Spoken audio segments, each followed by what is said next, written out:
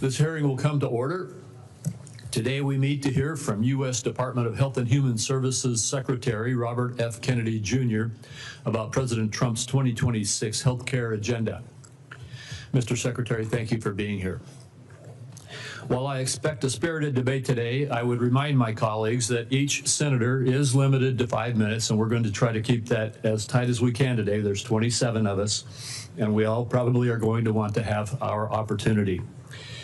At the end of the 5-minute time frame, I will gently tap the gavel if it appears that things are starting to lapse over, and encourage my colleagues and our witness to conclude their remarks at the conclusion of this time. President Trump and Secretary Kennedy have made a steadfast commitment to make America healthy again. Under this administration, HHS has placed patients at the center of the healthcare system, empowering them with the tools and information they need to create a healthier future. We know that chronic diseases such as heart disease and cancer and diabetes are some of the leading causes of death in America. Now the department has a renewed focus on tackling the root causes of chronic disease and promoting prevention first. I look forward to exploring ways that the federal government can further align payment incentives to support healthy living and fight chronic disease. The administration has also prioritized efforts to end waste, fraud, and abuse in our federal health care programs, including through eligibility and enrollment verification. This critical work is not just about saving taxpayer dollars. It's about restoring trust and ensuring vital programs like Medicare and Medicaid are sustainable for generations to come. In July, the Centers for Medicare and Medicaid Services, CMS, announced that the agency identified 2.8 million Americans who were simultaneously enrolled in multiple Medicaid or Affordable Care Act exchange plans.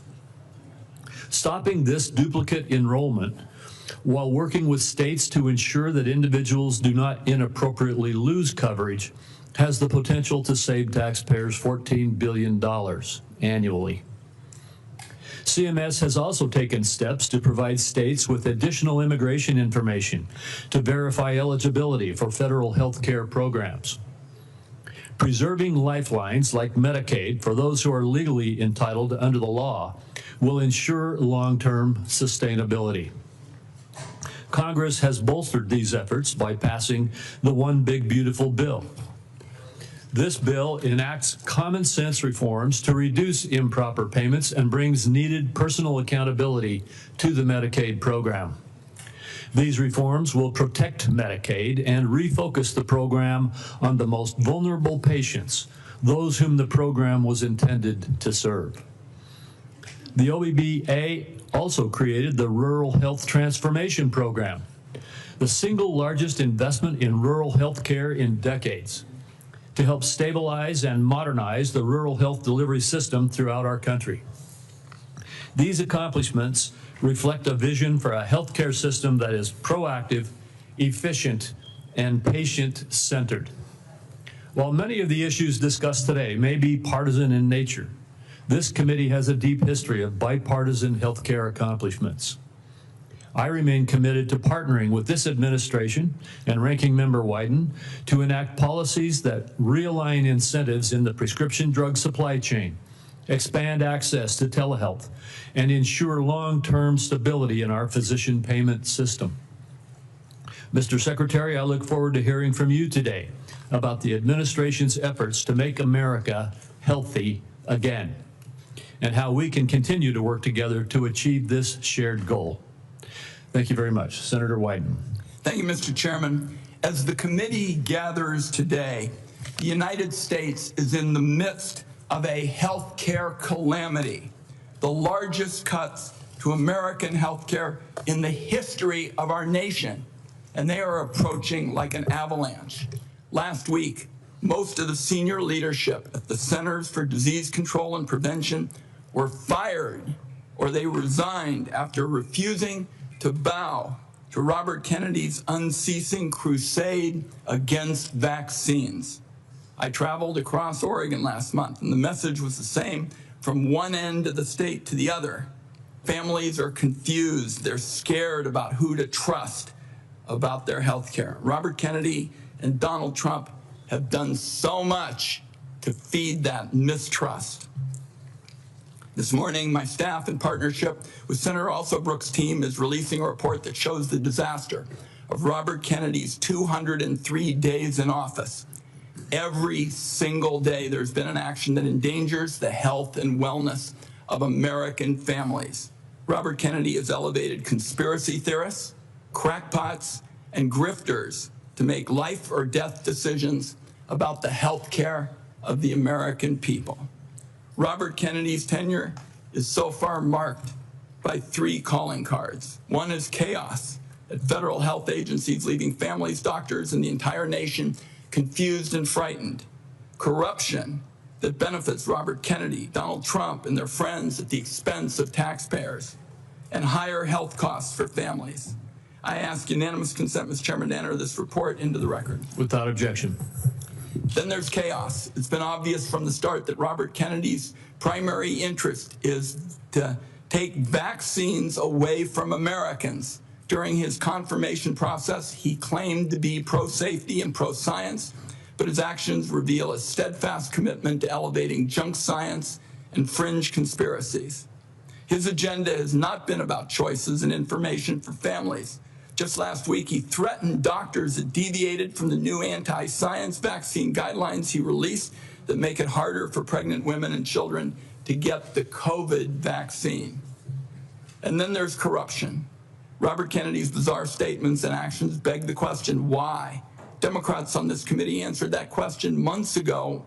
Robert Kennedy can enrich himself and his allies. His family still stands to gain from class action lawsuits against vaccine makers. Now, Robert Kennedy fired every member, every single one of the group responsible for making vaccine recommendations to doctors across the country under the false pretense of conflicts of interest. Meanwhile, many of the new members of the panel are outright vaccine deniers who've appeared as paid witnesses in lawsuits against vaccine makers. Their conflicts of interest and ethics disclosures remain hidden under lock and key. On top of all this bedlam in American healthcare, just 2 months ago, Donald Trump signed into law the largest healthcare cuts in American history to pay for tax breaks for the wealthiest people and massive corporations in our country. Republicans know these cuts are going to hit communities like a wrecking ball. That's why they pushed the most severe cuts until after the election. That's why their members already introduced bills to roll back some of the cuts. Make no mistake, though, those cuts are being felt right now. We're seeing hospitals in Idaho cutting payments, hospitals and nursing homes. Providence Seaside Hospital in Oregon announced they're shutting down their labor and delivery unit. Every family is going to feel the burden of Trump care in America. Premiums are going to spike next year, especially for those who buy health insurance on their own, but the effects will be felt by those who get insurance also through an employer. Congress has an opportunity to extend the Affordable Care Act tax credits that lower the cost of premiums. Democrats are ready to pass an extension that stops a dramatic premium spike that would force many families to pay double what they do today. Instead of finding ways to help American families pay less for health care, Robert Kennedy is focused on his anti-vaccine mission, fueled by some kind of complex that the consequences be damned. Amid this litany of corruption and chaos, the one point I have to underline is Robert Kennedy puts children in harm's way every single day in America. To my Republican colleagues, I must ask, what line must Robert Kennedy cross before some of you will also join this alarm? This weekend, under the cover of darkness, Robert Kennedy attempted to disappear hundreds of children under his care at Office of Refugee Resettlement facilities. These children here without parents or family were rounded up in the middle of the night and put on planes to Guatemala. Lawyers on the ground described unthinkable scenes. Our staff, some who are here today, were party to this in the middle of the night. And one child said to their lawyer, "Why do they want to send me back? My mom is dead and my dad abuses me. Why do they want to hurt me?" This was an actual conversation. These actions were illegal. Documents show that many of these children were in the country to escape trafficking in their homeland. Mr. Kennedy calls himself a protector of children. Some kind of rich claiming from somebody who's flown on Jeffrey Epstein's private jet on multiple occasions. I don't think Robert Kennedy should be within a million miles of this job. Republicans on the committee had a chance to prevent the public health train wreck that Mr. Kennedy has engineered. Everyone voted for him. It is in the country's best interest that Robert Kennedy step down, and if he doesn't, Donald Trump should fire him before more people are hurt by his reckless disregard for science and the truth. I also would like to note Senator Cantwell has joined us in this effort. I hope, at the very least, Robert Kennedy has the decency to tell the truth this morning. Mr. Chairman, I have a procedural request I'd like to make at this time. It's a short one. Proceed. Thank you, Mr. Chairman. Mr. Chairman, it's unfortunate that I have to say this, but this is a witness who has lied to members of the Senate Finance Committee. In response to over 35 written questions, including from me, he said, and I quote, that he would do nothing as HHS secretary that makes it difficult or discourages people from taking vaccines. That was clearly not true. His unprecedented unilateral actions to restrict access to COVID vaccines, that alone proves it. He tried to fire the Senate-approved CDC director after she chose the truth over what I consider his delusions. His prepared testimony even today includes the debunked lie that 500,000 children disappeared under the Biden administration's watch, a lie that the Trump administration is using as a pretext to hunt immigrant children and their families. So, my request, Mr. Chairman, and I think it is unfortunate that I have to do this, but given the unprecedented nature of the witness's behavior, I would ask now that the committee formally swear in Robert Kennedy as a witness. Senator White and I will personally object and will reject your request. We will treat this witness as we treat all of the other administration witnesses who come before us. And let me just say again, as I said in my opening remarks, we will have some partisan disagreements today. We're having partisan disagreements right now, and I am having partisan disagreements with you on your characterization of the facts. The bottom line is we will let the secretary make his own case in his opening statement. I'll only say, Mr. Chairman, that this committee's unwillingness to swear this witness is basically a message that it is acceptable to lie to the Senate Finance Committee about hugely important questions like vaccines. I think it's a great mistake, and that's why I've made the request. I understand that you're not going to grant it, and we can move on. We'll get to the bottom of your accusations, but at this point, I'm going to turn to our witness, the Secretary of Health and Human Services, Robert F. Kennedy, Jr. And Mr. Kennedy, Mr. Secretary, you may make your opening statement at this time. Thank you, Chairman Crapo, and thank you, Ranking Member Wyden, for the invitation to appear before the committee today.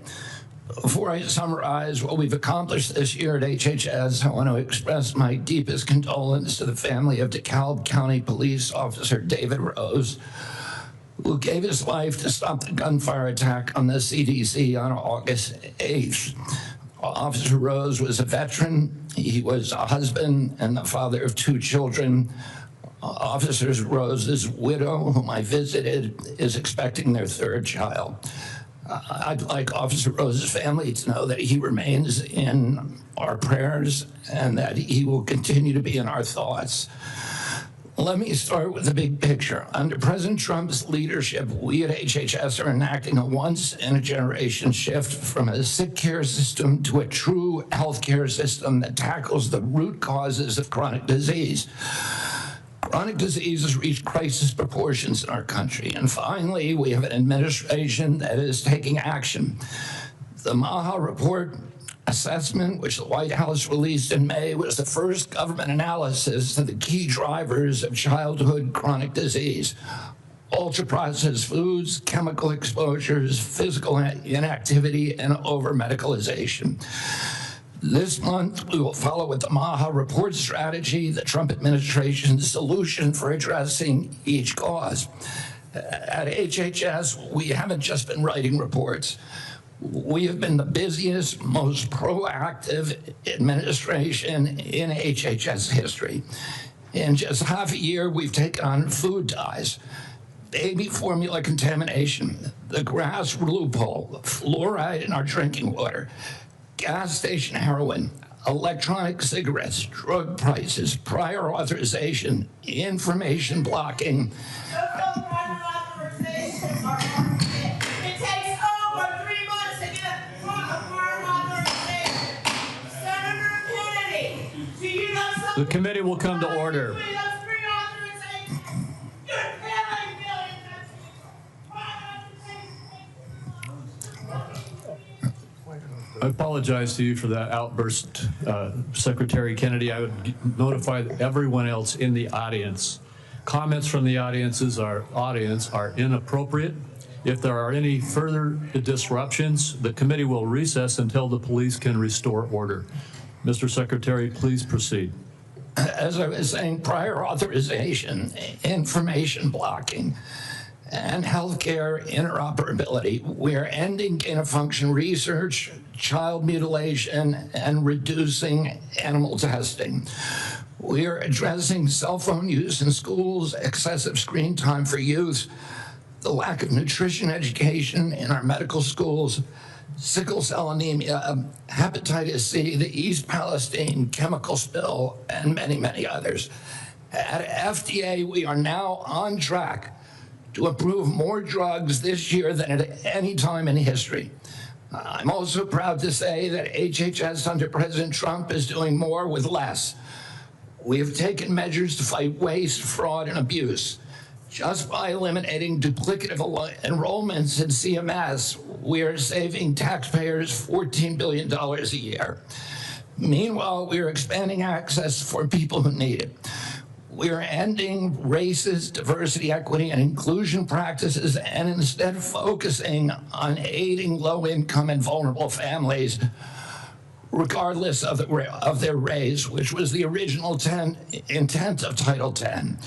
We're also pouring $1 billion into Head Start and the Administration for Children and Families. Compassion need not be the casualty of efficiency. I'd like to highlight some issues that have not gotten media attention. First, we are doing our part to fulfill the President's commitment to stop human trafficking, especially of children. We inherited a terrible humanitarian crisis from the previous administration with its open border policies, which allowed the appalling loss of 476,000 unaccompanied children. We have implemented policies now to ensure that that appalling tragedy can never happen again. We have knocked on 82,000 doors and located 22,000 of those children. I promise you that we will do more in the next 3 years. We are also addressing the disastrous health conditions in tribal communities on Native American reservations. I've met face-to-face with tribal leaders in dozens of communities and tribes in Alaska, Arizona, Idaho, New Mexico, and elsewhere. And I look forward to making HHS resources more available to those communities. One of the most significant initiatives under President Trump is the Rural Health Transformation Fund, part of the President's Big Beautiful Bill, which will provide the greatest investment of federal money into rural health care in history. Finally, I would like to address the recent shakeups at CDC. These changes were absolutely necessary adjustments to restore the agency to its role as the world's gold standard public health agency with the central mission of protecting Americans from infectious disease. CDC failed that responsibility miserably during COVID, when its disastrous and nonsensical policies destroyed small businesses, violated civil liberties, closed our schools, caused generational damage in doing so, masked infants with no science, and heightened economic inequality. And yet all those oppressive and unscientific interventions failed to do anything about the disease itself. America is home to 4.2% of the world's population, yet we had nearly 20% of the COVID deaths. We literally did worse than any country in the world. And the people at CDC who oversaw that process, who put masks on our children, who closed our schools, are the people who will be leaving. And that's why we need bold, competent, and creative new leadership at CDC. People able and willing to chart a new course. As my father once said, progress is a nice word, but change is its motivator, and change has its enemies. That's why we need new blood at CDC. That's also why it's imperative that we remove officials with conflicts of interest and catastrophically bad judgment and political agendas. We need unbiased, politics-free, transparent, evidence-based science in the public interest. Those are the guiding principles behind the changes at the CDC, and that is what you can expect all across our agency for the next 3 years.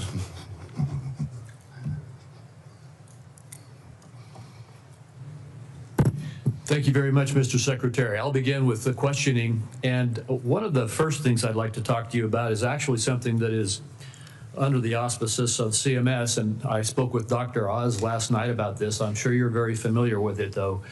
And that is that in the One Big Beautiful Bill, there's a lot of attacks right now going on publicly about hospitals are in trouble.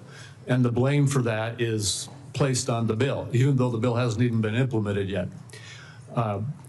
The fact is, this committee held hearings on the troubles that rural hospitals are facing in the United States before the passage of the One Big Beautiful Bill. They've been facing difficulties in rural America for a number of years now. And the bill, the One Big Beautiful Bill, contained a rural health transformation program, which I would just like to ask you to comment on. This is the program which allocated $50 billion over the next 5 years to our rural community hospitals in the United States to help them deal with some of the financial crises that they are facing and transition to more stability. Could you comment on that program that is in the One Big Beautiful Bill? Yeah, Senator, one of President Trump's campaign promises and one of the principal preoccupations, not only of Republican senators when I did my confirmation hearing, but also almost equally among Democratic senators, was a crisis in rural health. We've had 120 rural hospitals close over the past 10 years. These institutions are not just delivering health access to rural Americans, but they are economic centers, they are cultural centers for those communities. They are often the largest employer. They are the highest paying jobs, and they are the centerpiece for those communities. So when they die, the communities collapse. And President Trump promised to do something about that, and he has delivered on that promise. Right now, we spend about 6% of Medicaid funding is sent to rural hospitals, a very, very tiny slice, and that's one of the reasons they're in trouble. President Trump has now allocated through the One Big Beautiful Bill $50 billion, so $10 billion a year over the next 5 years. What we give to rural hospitals, that 6% represents $19 billion a year. So we're increasing that by $10 billion. So we're infusing more than 50% increase in the amount of money that is going to rural communities over the next 5 years. There's never been anything like that in history. It is the biggest investment, and it should stem this hemorrhage. Well, thank you. I appreciate your giving clarity to that, because it is frustrating to see these continuous allegations that the difficulties that our rural hospitals are facing all were created in the last few months when we passed a bill, when we've been holding hearings in this committee about these problems. And in the bill that we passed, we gave a $50 billion boost to, as you indicated, increase by 50% the federal support for our community rural hospitals in the United States. And I think that the hospital owners understand that. They recognize this support. In fact, they are coming they're coming together very carefully with Dr. Oz to work on the rollout of this program so that we can see this boost and this support that is coming. Just another one of the disagreements we have about what really was in the One Big Beautiful Bill. So I appreciate you commenting on that. In the last minute and 10 seconds that I have with you, could you just quickly talk once again about the broad issue of making America healthy again in terms of our aim to change the healthcare system's focus from a reactive symptom management model to one that focuses on lifestyle choices and the root causes of chronic disease?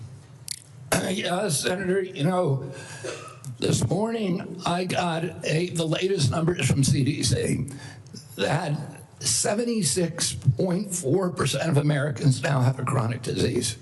This is stunning. When my uncle was president, it was 11%. 1950, it was 3%. Today, it's 76.4%. 8 out of 10 of our kids cannot qualify for military service. This is a national security issue. When my uncle was president, we spent 0 on chronic disease. Today, we spend $1.3 trillion. It's the biggest cause, it's increasing. And all of the arguments that Republicans and Democrats have about single payer, Obamacare, or the various ways to allocate the health dollars, they're all like rearranging deck chairs on the Titanic. If we don't end this chronic disease, we are the sickest country in the world. That's why we have to fire people at CDC. They did not do their job. This was their job to keep us healthy. Thank you, and I need to fire some of those people to make sure this doesn't happen again. Thank you, Mr. Secretary. I have to cut myself off to make sure I keep to this time frame too. Senator White. Thank you very much, Mr. Chairman. I've made it clear I think that Secretary Kennedy is dead set on making it harder for children to get vaccines and that kids are going to die because of it. And Mr. Chairman, I'd like to put in the record today an op-ed written by Susan Monarez, who was fired by Mr. Kennedy. Without objection. So what we know, and Dr. Monarez, you know, was approved by Republicans. She wrote an op-ed today in the Wall Street Journal, which I've just put in the record, and I quote her. She said, "I was told to pre-approve the recommendations of a vaccine advisory panel newly filled with people who have publicly expressed anti-vaccine rhetoric." So this is not some liberal philosopher or something. This is the CDC director who tells the Wall Street Journal, which is not exactly interested in progressive, you know, theories and the like, that she was told to pre-approve the recommendations of a vaccine advisory panel filled with people who've publicly expressed anti-vaccine rhetoric. So my first question, Mr. Secretary, is did you in fact do what Director Monarez said you did, which is tell her to just go along with vaccine recommendations even if she didn't think such recommendations aligned with scientific evidence? That is no, I did not. That's a yes or no. So you have an opportunity to call her a liar if you say that you didn't do it, but I'd like to see you respond to this. No, I did not say that to her. And I never had a private meeting with her. So there are witnesses to every meeting that we have, and all of those witnesses will say, I never said that. So she's lying today to the American people in the Wall Street Journal? Yes, sir. Okay.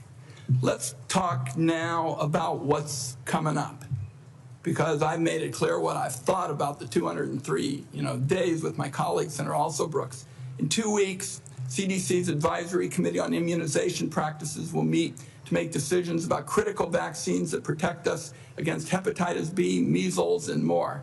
The committee's got a profound impact on vaccine access, but these aren't ordinary meetings. You stack the deck to ensure the panel bends to your views. In June, you fired all 17 committee members who are respected scientists and doctors. You replaced them with non-experts, vaccine skeptics, and conspiracy theorists. As a result, this critical advisory panel has lost scientific credibility. After years, colleagues, we spend so much time not looking at this as Democrats and Republicans, but it's good science and scientific credibility. And now the American Academy of Pediatrics has warned that the committee is being politicized at the expense of children's health. American Academy of Pediatrics, you think they're lying too? I think the American Academy of Pediatrics is gravely conflicted. They get, their biggest contributors are the 4 largest vaccine makers. They run a journal, Pediatrics, which they make a lot of money on, that is completely dependent on pharmaceutical companies. So I wouldn't put a big stake in what they say that benefits pharmaceutical interests. Senator, I didn't politicize ACIP, I depoliticized it. The Congress has been investigating ACIP. All over the country, Mr. Secretary, scientists and doctors are saying otherwise. They're all wrong too. They're all lying, according to you. The scientists and doctors are supporting me all over the country. There is division on opinion. I don't get letters from thousands of people who are not political saying that this set of changes is going to damage American healthcare, and particularly these healthcare agencies, for decades to come. I don't get any letters from people saying, hey, this is going to make a big difference forever. Yeah, maybe you're listening to a selective group of people. Well, you get me. Yeah, and I will. Fine. I will tell you what, Senator. I will put my mailbag against your mailbag any day of the week. 30 seconds. Dangerous respiratory viruses like RSV are on the agenda for the next advisory meeting. Countless parents have been awakened in the dead of night by a wheezing kid gasping for air, forced to rush their little one to the ER. There's no worse heart-wrenching fear. The RSV vaccine offers these kids protection against the worst effects of the virus. But now it looks like you're on a crusade to make infants and babies more vulnerable to the terrible illness. That's what we're doing with the COVID changes. And please make your answer brief, Mr. Secretary. I've said that The position is indefensible. I think it's possible. Congress has been investigating that committee for 23 years because it is pervaded with conflicts of interest. What we did is we got rid of the conflicts of interest and we depoliticized it and put great scientists on it from a very diverse group. Let me close with very pro-vaccine. Let me close with this, because like Senator Crapo, I'm a few seconds over. I don't think, Mr. Secretary, this is about you and me. This is about kids being pushed in harm's way by reckless and repeated decisions to get scientists and doctors out of the way and allow conspiracy theories to dictate this country's health policy. I don't see any evidence that you have any regrets about anything you've done or plans to change it. And my last comment is, I hope that you will tell the American people how many preventable child deaths are an acceptable sacrifice for enacting an agenda that I think is fundamentally cruel and defies common sense. Thank you, Mr. Chairman. Do I got a reply? Or Senator, you've sat in that chair for how long? 20, 25 years, while the chronic disease in our children went up to 76%. And you said nothing. You never asked the question why it's happening. Why is this happening? Today, for the first time in 20 years, we learned that infant mortality has increased in our country. It's not because I came in here. It's because of what happened during the Biden administration that we're going to end. I'm going to let Senator Wyden respond briefly to that, and then we're not going to go over like we just did. Defend this committee on a bipartisan basis. Colleagues, my cabinet secretary says that we have no interest in chronic care. Mr. Secretary, Mr. Chairman, could we have regular order, please? We are in the process of turning around the Medicare program with the chronic care bill that Chairman Hatch, when he was chairman, and this committee put together on a bipartisan basis. All right, we're going to proceed. And I just want the rest of the members to know, I gave Senator Wyden as ranking member some leeway there, but we're going to stick to the 5 minutes. Senator Grassley. First of all, thank you. I have asked HHS secretaries in the past to fully utilize the Rural Community Hospital Demonstration Program under Medicare. The program has been underutilized. In May, the CMS filled the open slots. Thanks to your agency's work, there's been 10 more rural hospitals in the program. It's important that the federal government uses every tool possible to help rural hospitals, and thank you for making that possible. Now to my questions. Back in January, during your confirmation hearing, you told me that you agreed to leave farming regulations to the Department of Agriculture and EPA. Do you think that any comments you have made since your confirmation on topics dealing with agriculture are consistent with what you said in January, that USDA and EPA ought to be regulating farming, and that the Department of Health and Human Services should not seek to regulate farms, the tools they use, or the markets that they sell into? Yes, Senator, we are working very, very closely with Brooke Rollins and with the agricultural community. We've met with over 140 farm interests over the past 3 months to incorporate them to make sure that the MAHA agenda is consistent with their agenda. We are producing the best food in America, that we're protecting our soils and our soil microbiome, and that we're protecting all kinds of farmers, including those who want to transition to regenerative agriculture. We're consulting every stakeholder in the farm community in everything that we do. I just raised the question because farmers in my state have been concerned about some of the things you're saying. Senator, I can't hear you. I'm sorry. Some of the farmers in my state have been raising questions about some of the things that they think you said, whether it was out of context or not. I just thought I'd raise this question so that you would keep by what you told us back in January at your confirmation hearing. Now, Senator Durbin and I have a bipartisan bill that requires price disclosures on TV ads. Price transparency is important in drug advertisement. I know that President Trump, Vice President Vance, and you are all supportive of this effort. When can I expect action from this administration on requiring drug companies to publish the price of drugs in their TV ads? And just in case you would tell me that you don't think you have that authority, can you help Senator Durbin and I on our bill so that we can ensure that you have legal authority to require price disclosure? Senator, I think it would be good for us to talk about this offline. We are working on this in our agency, and I'm happy to give you the details of what we're doing. Okay. I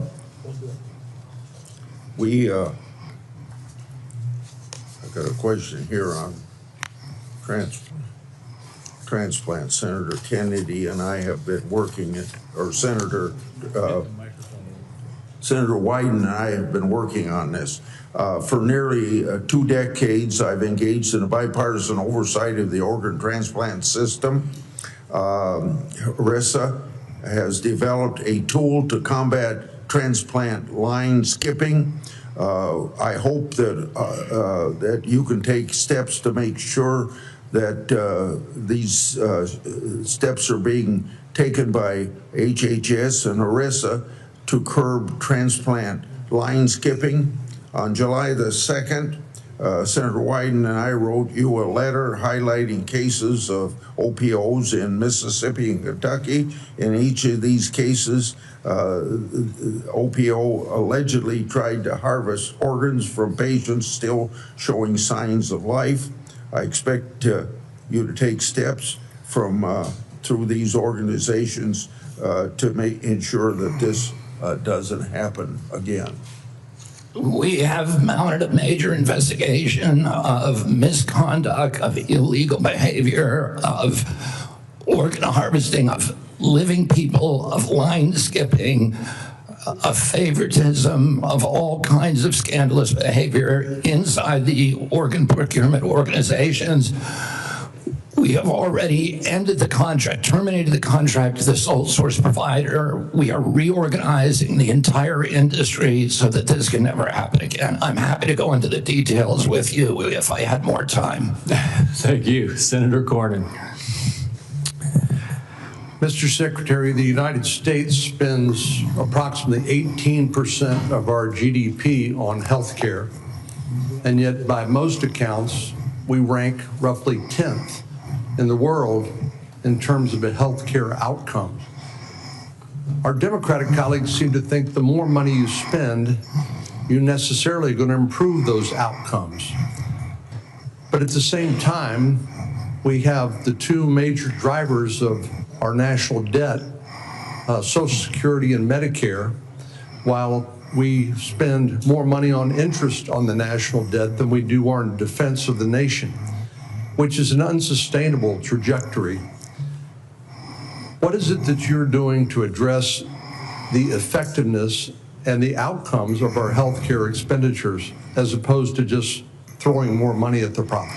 Yeah, I mean, throwing money at the problem does not work. We spend 2 to 3 times per capita what European nations spend on healthcare, and we have the worst health outcomes. We're 79th in health outcomes globally. Over the past 20 years, we've lost, or 30 years, we've lost 6 years to Europe in terms of longevity. So our lifespan was even with Europe's, now at 6 years behind. As I remarked to Chairman Wyden this morning, or Minority Leader Biden, today we got new data that showed that infant mortality has increased in this country in 2024 for the first time in 20 years. Diabetes has gone up 98% in 20 years. Nobody's doing anything about it. CDC's job was to make sure that this didn't happen. And what we're going to do is reorganize CDC, but also we've already righted the ship at NIH, at FDA, at CMS. And we are going to end the chronic disease epidemic. We are devoting thousands of studies.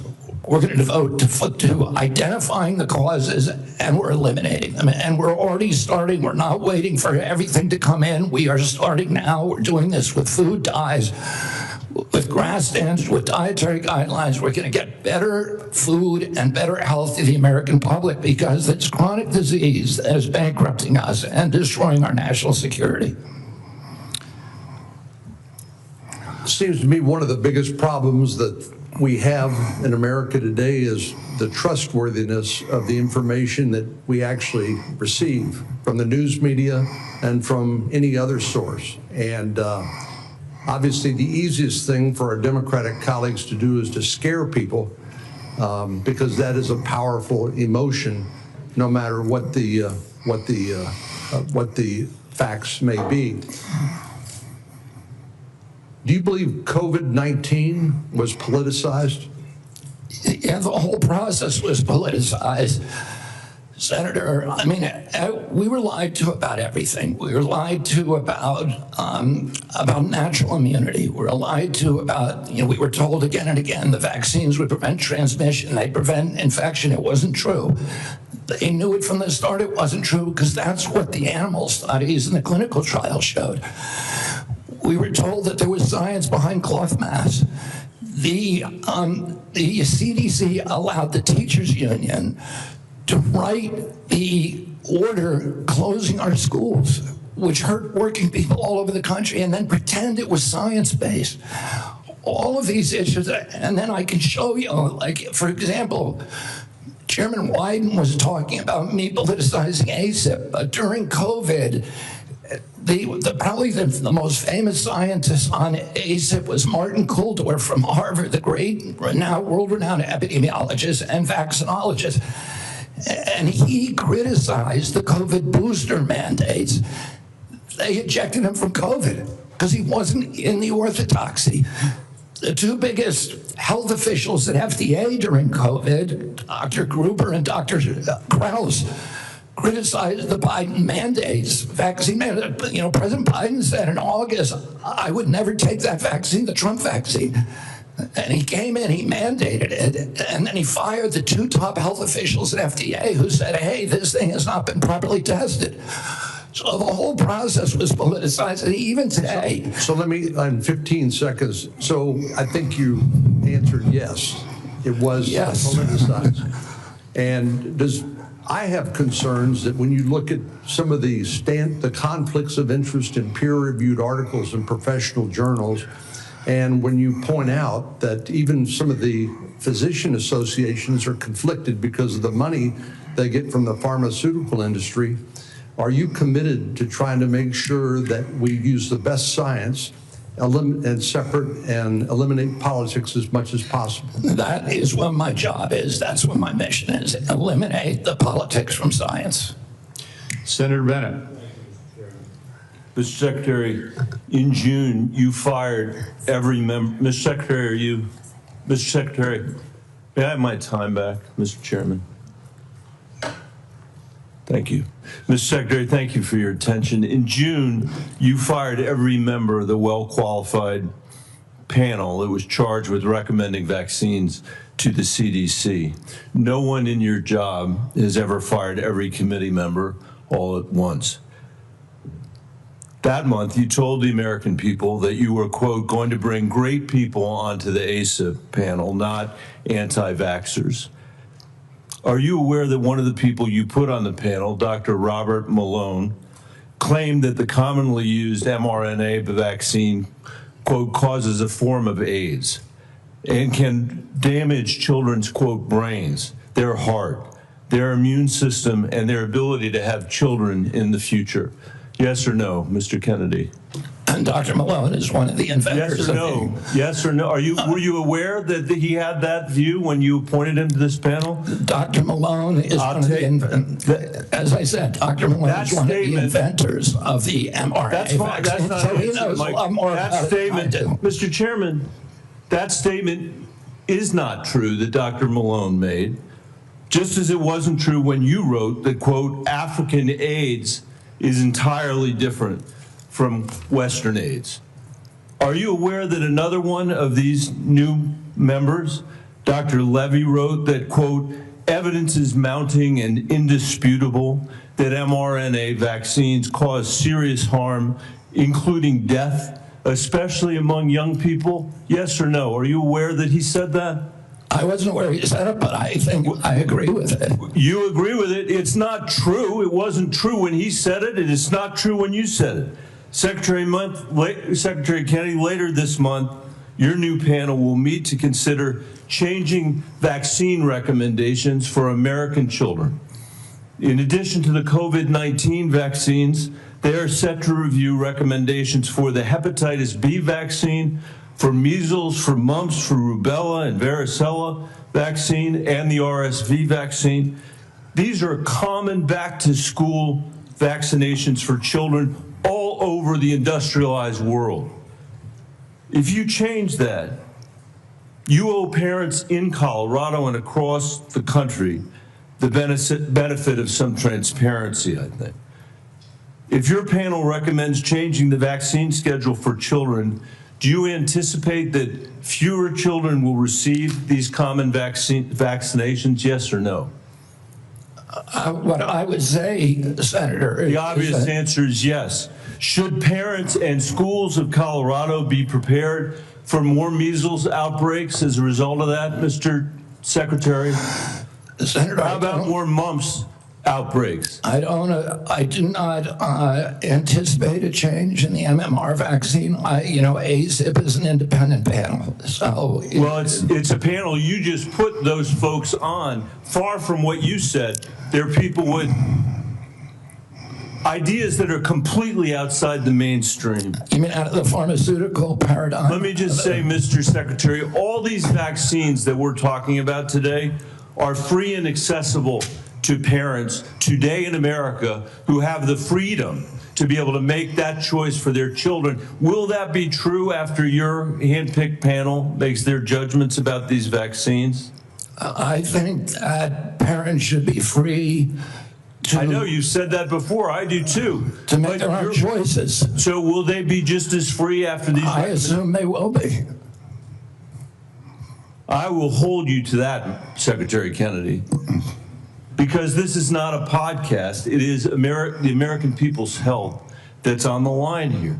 This is the last thing, by the way, our parents need when their kids are going back to school, is to have the kind of confusion and expense and scarcity that you're creating as a result of your ideology. I think it's critical for you to share the evidence that this panel will rely on. Will you give the American people 6 months or 6 weeks in advance the record that they're going to rely on to make these decisions? Will you make it transparent for the American people? All the evidence is transparent. Will you make it in advance transparent for the American people so they can comment on it? All the evidence is transparent for the first time in history, and you were never there complaining when the pharmaceutical companies were picking those people and then running their products through with no safety testing. You can characterize it any way you want. I quoted them today. What I said was accurate. What you said were lies. You described people moving the Titanic. Are you saying that the mRNA vaccine has never been associated with myocarditis or pericarditis in teenagers? I am simply. Is that what you're trying to tell us? I am simply trying to say that the people that you have put on that panel, after firing the entire. You're evading the question. No, I'm asking the questions here, You're Mr. evading Kennedy. that question. I'm asking the questions, Mr. Kennedy. I'm asking the questions for Mr. Kennedy on behalf of parents and schools and teachers all over the United States of America who deserve so much better than your leadership. That's what this conversation is about, Mr. Chairman. Senator, they deserve the truth, and that's what we're going to give them for the first time in the history of that agency. Senator Cassidy. Thank you. I'll try and restore a little calm here. And I'm approaching this as a doctor, not as a senator. I am concerned about children's health, seniors' health, all of our health. And I applaud you for joining the president in a call for radical transparency. Thank you for that. I said yesterday, I believe it, that President Trump deserves a Nobel Prize for Operation Warp Speed. If he had been President Obama, he would have gotten it. But because of Operation Warp Speed, forcing the federal government to come to a vaccine development within 10 months when others said it couldn't be done, we saved millions of lives globally, trillions of dollars, we reopened economies, an incredible accomplishment. Mr. Secretary, do you agree with me that the president deserves a Nobel Prize for Operation Warp Speed? Yeah, absolutely, Senator. That was phenomenal. Let me ask you, but you just told Senator Bennett that the COVID vaccine killed more people than COVID. Wait, that was a statement. I did not say that. Okay, then let me ask, because you also... Senator, I just want to make clear, I did not say that. We'll check the record. That's a question of fact. You also said that you were also, as lead attorney for the Children's Health Defense, you engaged in multiple lawsuits attempting to restrict access to the COVID vaccine. Again, it surprises me that you think so highly of Operation Warp Speed when, as an attorney, you attempted to restrict access. Now, let me ask. I'm happy to explain why. I have 3 minutes and 30 seconds left. It also surprises me because you've canceled, or HHS did, but apparently under your direction, $500 million in contracts using the mRNA vaccine platform that was critical to Operation Warp Speed. Again, an accomplishment that I think President Trump should get a Nobel Prize for. You canceled $500 million in contracts. Now, I grew up in a middle-class family, so $500 million seems, just to cancel, it seems like an incredible waste of money. But it also seems like a commentary upon what the president was attempting, what the president did in Operation Warp Speed, which is to create a platform by which to create vaccines. So this just seems inconsistent that you would agree with me the president deserves a tremendous amount of credit for this. Is this a question, Senator Cassidy, or is this the speech that you don't want me to answer? Because I want to answer that question. Please. If it's a question. But be tight, please. First of all, the reason that Operation Warp Speed was genius is it did something nobody had ever been done. I don't think any president but President Trump could do it. it got the vaccine to market that was perfectly matched to the virus at that time when it was badly needed, because there was low natural immunity and there were people getting very badly injured by COVID. But it was also brought in therapeutics like hydroxychloroquine and ivermectin and protocols for treatments. And there were no mandates. And then Okay, I have another question, so please, about 15 that's when I began litigating against President Biden's mandates. Now, I'm sorry, let me go on because in terms you've of covered me the mandates canceling those before. contracts, I have limited time, Mr. Secretary, I'm sorry. You've called for, and rightly so, that we should restrict participation in agencies for those with conflict of interest. I would like to submit for the record a evaluation of the conflict of interest of those who are on the ACIP and the Vaccines and Related Biologic Products Advisory Board. It was not 97% as alleged, rather it was 6.9%, and it was 1.2%, I think, for the other panel. Without objection. Now, I am concerned, though, because many of those whom you have nominated for the ACIP board, Senator, excuse me, can I have my time back? Yes. Yeah. What I am concerned about is that many of those whom you've nominated for ACIP have received revenue as serving as expert witnesses for plaintiffs' attorneys suing vaccine makers. Now, one of my colleagues in another setting alleged that you seem more interested in settlements than science. If we put people who are paid witnesses for people suing vaccines, that actually seems like a conflict of interest. Real quickly, do you agree with that? no, I don't. It may be a bias, and that bias, if disclosed, is okay. But it's not a financial. It's not a financial conflict. It's not a financial conflict of interest. Let me finish up. You also told Senator Wyden at the outset that you didn't want to take vaccines away from people.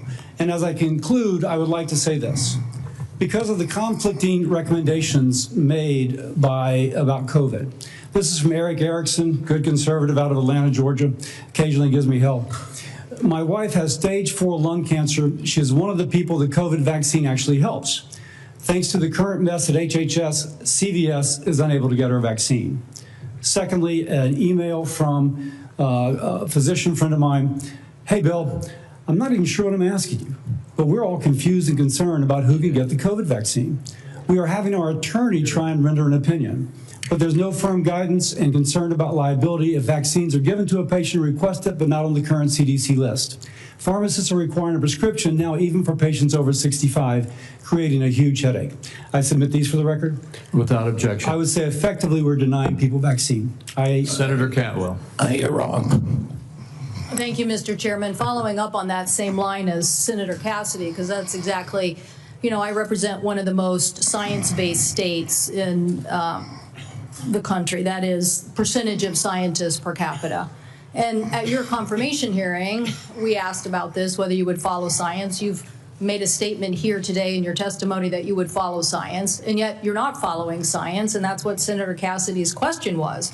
It's a simple yes or no answer. Do you think the president deserves to get a prize for warp speed in the mRNA technology that saved so many lives? And you won't answer that question. I answered it.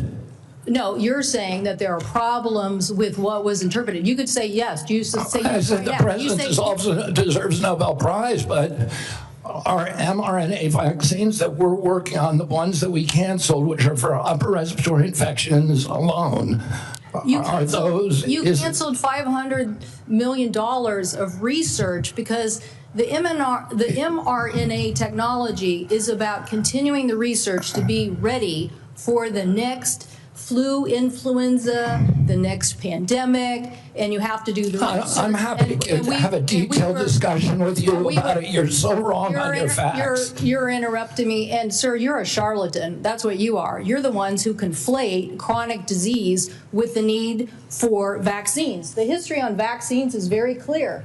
This is the 20th century. That's how many people had vaccines and had illnesses. This is the 21st century. This is the decrease, 99% down to 100%. This is what was delivered with vaccines, and you don't want to support that. You don't want to support that evidence. So yes, the governors of the West, Washington, Oregon, and California, will take up the efficacy of science. Yes, the University of Washington will deliver the science that America will depend on, because you don't want to depend on it. And his own Surgeon General of the Trump administration said over 2 million lives were saved because of the mRNA technology, and you don't want to continue that. You don't want to continue that technology. So what country is going to now take up that technology lead? What country is going to do that? Leaving us more vulnerable to some other country, keeping the advantage on having the best technology. So I'm telling you, I represent a state that's about technology. I have two other quick questions for you. These questions or statements? Because I can answer that question if it's actually a question. Do you believe in having the ACA and the support for the ACA that is about to expire? Do you believe in doing something about that? In terms of the enhanced premium tax credits? Yes. The Democrats had two chances to make them permanent, and they didn't. And they didn't for a reason. We're the ones who delivered it. So I'm just asking, yes or no, do you want to do something about this? Yes. I want to fix the system, and that's what we're doing, fixing systematically to make premiums lower. That's what President Trump wants to do. Do you think the women on the steps of the Capitol were a hoax yesterday? I don't know about any women on the steps of the Capitol. The women who were talking about Epstein, do you think they were a hoax yesterday? Do I think they were? Do you think they were perpetrating a hoax yesterday? Perpetuating a hoax? Yeah. I have no idea what they were saying. This is the first I'm hearing about it. You're hearing about the women on the Capitol steps saying that they believe that the Epstein information should be made public? That's the first you're hearing about it? What I'm saying is you're perpetrating hoaxes. You, as this Secretary of Health. So you're undermining the whole healthcare delivery system, and you keep trying to point to chronic disease, but you're not putting solutions on the table to cover more Americans, and you're taking away the science and technology that has made us the leader that has saved, according to the first Trump administration Surgeon General, millions of lives, and you don't want to keep that going. So no, I don't support your continued efforts as Secretary, and I definitely think that our colleagues need to rally around science. If you want the Northwest to continue to lead on all innovation and all healthy people, okay, we'll do that. But it's a sad statement for the rest of America and America's leadership on technology. Thank you, Mr. Chairman. Thank you, Senator Warner. Mr. Secretary, I agree with a lot of my colleagues' statement. I actually had hoped. I didn't support you. I thought taking on chronic illnesses was going to be important. I've got 2 kids, as we discussed when you met, that have chronic illnesses. I'm not sure that the focus on red dye and seed oils are going to fully solve that problem. Of course they won't. I would say this, that seems where your emphasis is. I want to go back to just, again, some basic facts. Do you accept the fact that 1 million Americans died from COVID? I don't know how many died. You're the Secretary of Health and Human Services.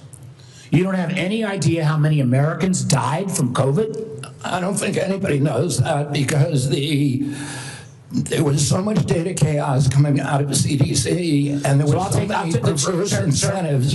And these are model. You don't know the answer of how many Americans died from COVID. This is the Secretary of Health and Human Services. Do you think the vaccine did anything to prevent additional deaths?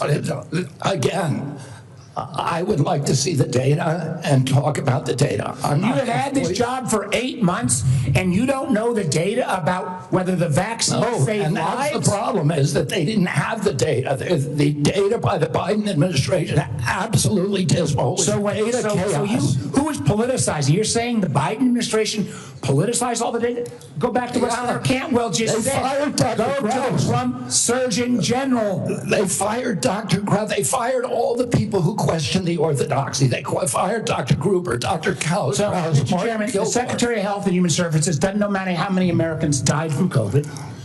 Doesn't know if the vaccine helped prevent any deaths. And you are sitting as Secretary of Health and Human Services? How can you be that ignorant? Like, you know, I remember when we went through the hearing with you, I asked you about community health centers.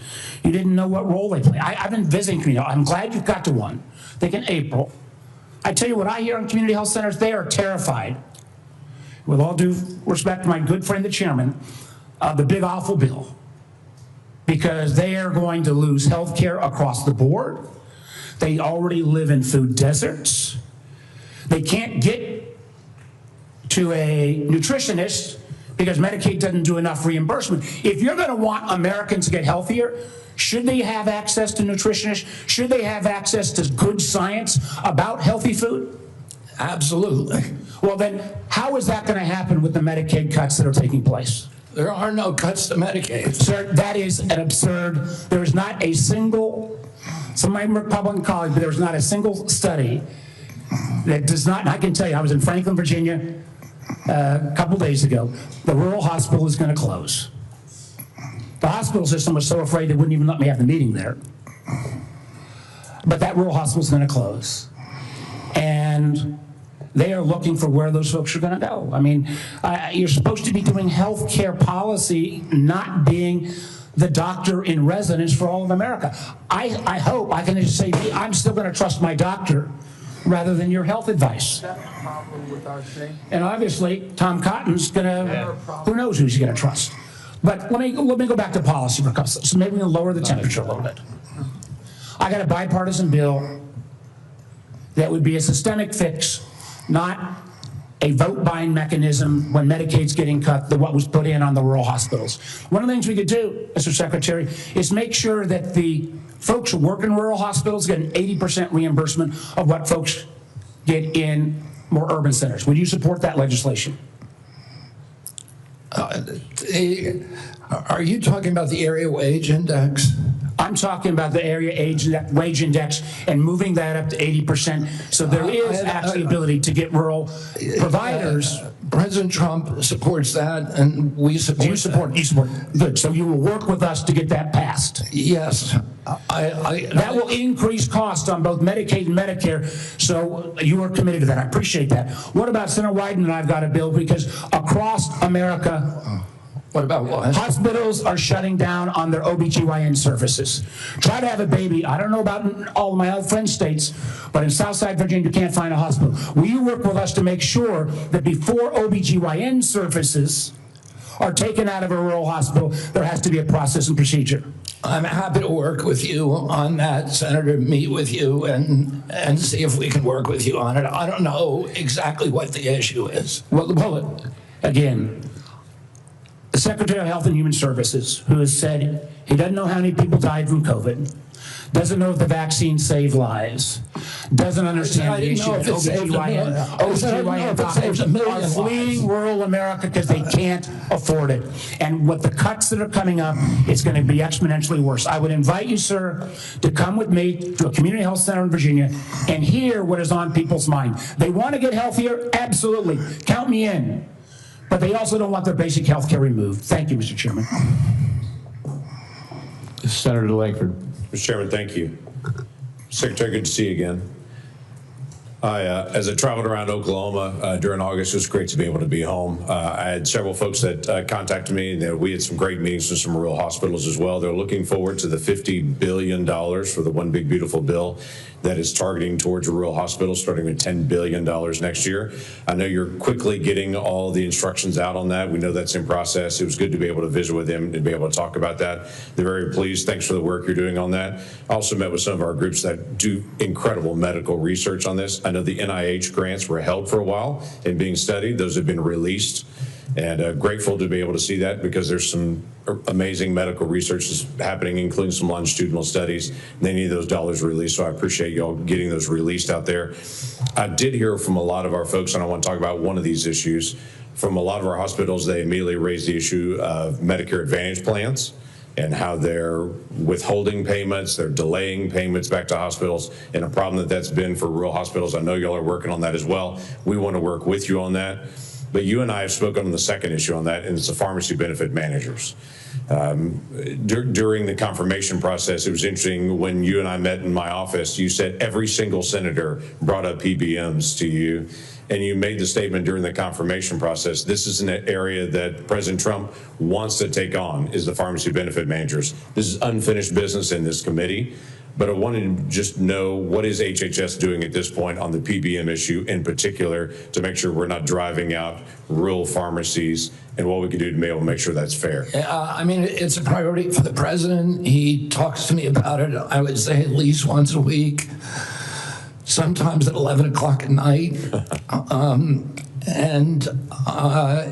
we've met with the PBMs, and we are in talks with them. We're also in MFN talks with the pharmaceutical companies, who are also very interested in reducing the cut and getting transparency among the PBMs. And the PBMs have committed to us to transparency, to some protocol that will guarantee transparency. And then the part of the MFN negotiations would include direct-to-consumer marketing, which would eliminate the middleman. So I think we're doing a lot on PBMs. Okay, that'd be very helpful to be able to see. It'd be very helpful for consumers across the country on this. You and I spoke as well, and you've made public statements on this, and the FDA commissioners made public statements on the issue of reviewing the safety issues of mifepristone. Your comments early on were every drug needs to be treated the same, needs to look at the same, and not have political biases, and how things are actually examined.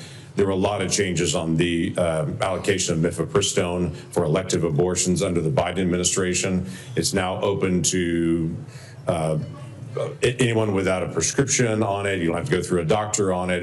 There's all kinds of issues that are happening now on it. So the question was, you said that there would be a review on that just to be able to look at it, make sure we're following all safety protocols. Do you know a timing on that review? I can't give you the exact timing. I talked to Marty McCary about it yesterday, and he said it is progressing apace. We're getting data in all the time, new data that we're reviewing. And we know that during the Biden administration, they actually twisted the data to bury one of the safety signals with a very high safety signal, around 11%. So we're going to make sure that that doesn't happen anymore. We're producing honest science and gold standard science on that. I'll keep you abreast of where we are. Thank you. Just go where the science leads on that. During the Biden administration, the Title X regulation that requires Title X family planning programs recipients to physically and financially separate from abortion activities, their Title X activities, and eliminate them promoting or providing abortion with those funds. That was flipped from the original Trump rule that was done on the first presidency.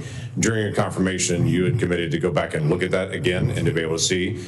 My question is, do you know the timeline for agency action for when that rule on Title X and the separation payments rule will be either reviewed or will actually be reinstated to the original Trump rule under his first presidency? I don't know if they're I just don't know the answer to your question, why they're actually reviewing the rule right now. I can tell you that the NGOs that have that issue, that refuse to separate their payments streams and separate their operations, are not getting funded. Okay, well, that was an issue under the law when it first came out, to be able to keep those things separate on it. So yeah. Look forward to that. Thank you, Mr. Chairman. Thank you. Senator Hassan. Oh, thank you, Mr. Chairman, and good morning, Secretary Kennedy. Just before I ask a question, I did want to note, in response to the Secretary's statement that the Trump administration wants to lower the cost of health insurance, that across the country right now, the median increase from commercial insurers that we're seeing this fall is 18%, just as families are struggling to make ends meet. Now, I want to follow up on a line of questioning that Senator Cassidy began. Mr. Secretary, President Trump said that the COVID-19 vaccine produced by Operation Warp Speed was, and these are the president's words, a monumental national achievement. Although I have strongly opposed many of President Trump's actions, I agree with him that Operation Warp Speed in 2020 was a monumental achievement. Unfortunately, you are undermining one of the president's biggest achievements, which, as the president said, saved millions of American lives. You even went as far as to call President Trump weak for this life-saving accomplishment. Last year, you tweeted that President Trump has a weakness for swamp creatures, and that Operation Warp Speed was among, here's your quote again, the most devastating impact of President Trump's weakness. So, Mr. Secretary, was Operation Warp Speed a monumental national achievement, as President Trump said? For the reason that I already said, and I assume you won't let me repeat, but I'm happy to if you want, yes, it was. Good.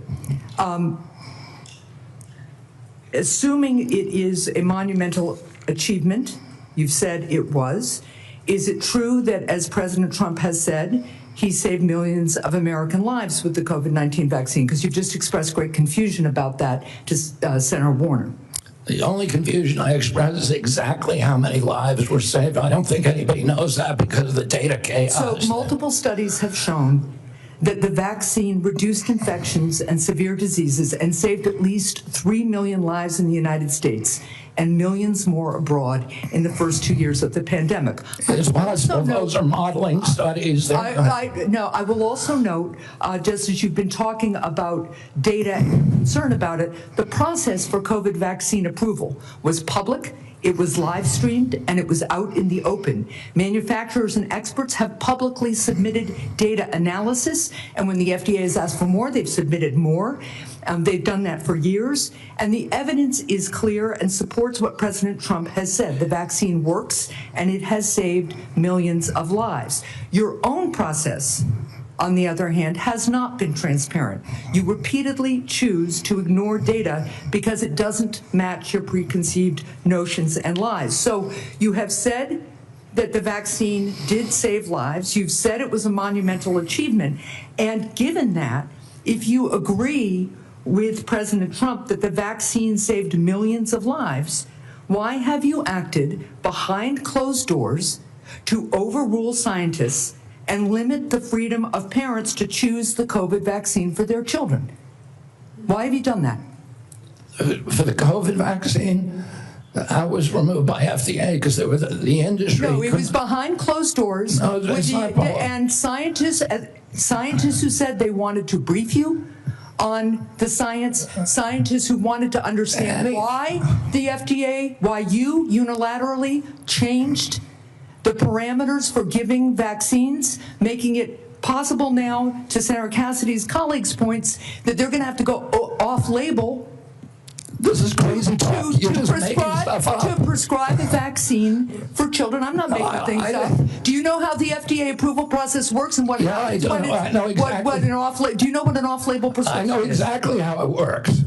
I know exactly how it works. So why behind closed doors? It's not behind closed doors. The industry makes the studies, and they could not provide a study that said that it is effective for healthy kids. So when have you produced the data that you relied on and that this FDA relied on to change those parameters? You did it behind closed doors. No, the data is all public. Now parents who decide that they do want their children to have You're just making stuff up, Senator. I'm not You're just making stuff up. You know, sometimes when you make an accusation, it's kind of a confession, Mr. Kennedy.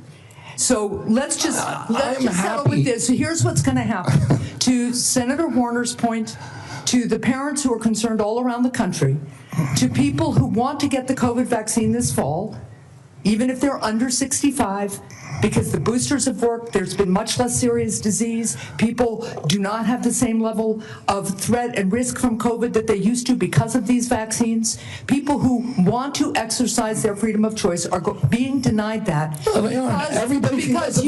because you are citing data that you won't produce to the public. You're just and you are rejecting You're science. making things up to scare people, and it's a lie.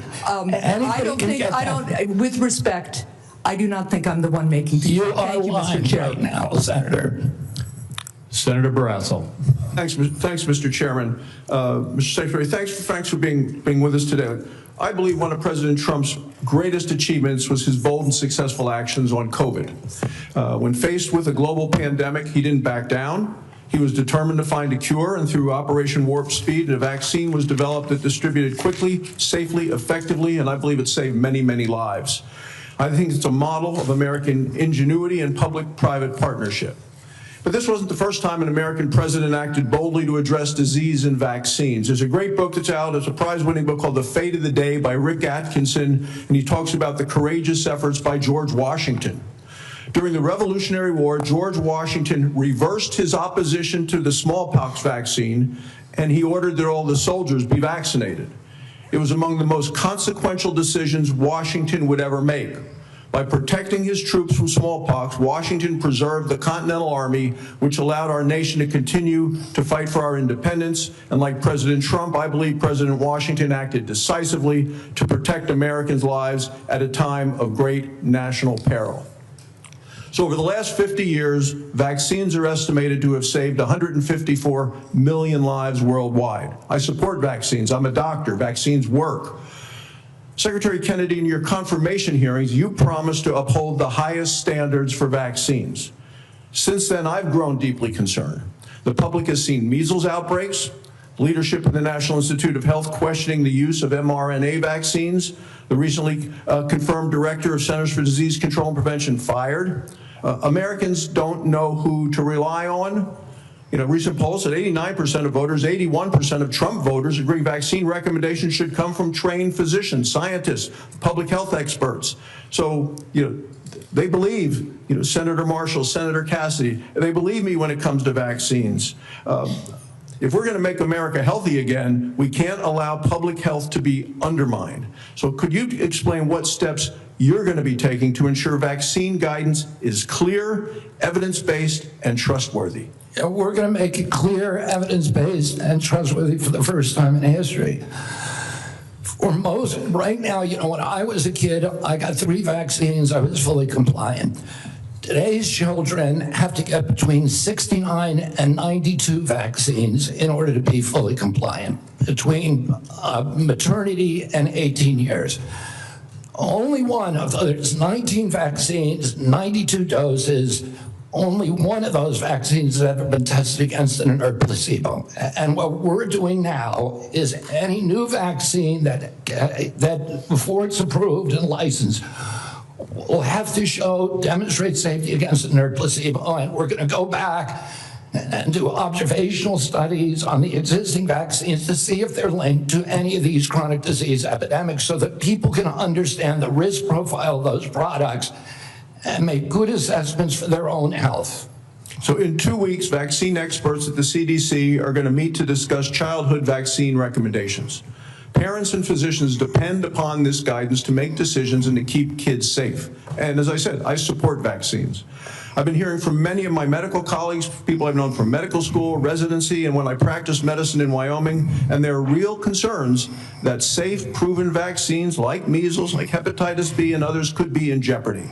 And that would put Americans at risk and reverse decades of progress. As we've seen over the last 4 years, the previous administration 4 years, when recommendations became politicized or were swayed by bias, that the public trust can be lost. So what safeguards are in place to ensure decisions are based solely on science and not politics? And how are you going to make sure doctors and parents can count on CDC guidance? I mean, Senator, I would point this out. Right now, there's only 10% of children are complying with the CDC's recommendation on COVID boosters. Only 15% of healthcare workers. So Americans have lost faith in CDC, and we need to restore that faith. And we're going to do that by telling the truth and not through propaganda, by making them understand that everything that we say is true, that we're going to tell them what we know, we're going to tell them what we don't know, and we're going to tell them what we're researching and how we're doing it, and we're going to be transparent. It's the only way to restore trust in the agency, by making it trustworthy. Finally, with chronic diseases like you, I'm committed to addressing our nation's growing rate of chronic diseases. I think if we're going to make America healthy again, we need to support rural primary care providers that play a role. As a rural physician, I want to make sure we can prevent and manage chronic diseases in their communities, and I ask for you to continue to work with us specifically with regard to rural health. Thank you, Congressman. Senator Daines. Chairman Crapo, thank you. Secretary Kennedy, welcome. It's good to see you here again.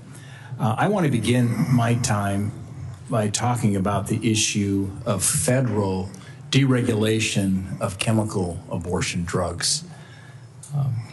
Since mifepristone was approved in 2000, 25 years ago, the FDA has steadily stripped away safeguards related to this drug, no longer requiring a doctor's prescription, no follow-up visits, no adverse event reporting, and now allowing it to be sent through the mail. Earlier this year, there was a new study that analyzed 865,000 real-world insurance claims, and it found that nearly 11% of women experienced a serious adverse event within 45 days of taking mifepristone. To put that in perspective, that is 22 times higher than the FDA's long-standing estimate of less than 0.5%.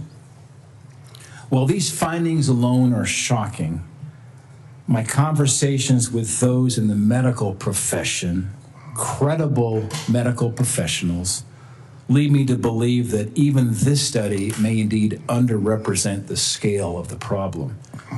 For years, we've heard the misleading and frankly very harmful lie that's being sold to women that this drug is, and I quote, safe as Tylenol. These lies sadly have real-world consequences. Just last year, 2 women died as a result of taking chemical abortion pills because they were able to access them without appropriate medical oversight. And by the way, that's all allowed by the FDA. Mr. Secretary, I am grateful that you and FDA Commissioner McCary have already begun the process of reviewing this new data on the safety of mifepristone. We talked about this during your confirmation hearing. My question is, could you provide any update on the status and the scope of that review and whether the FDA intends to replicate studies like the one that I referenced?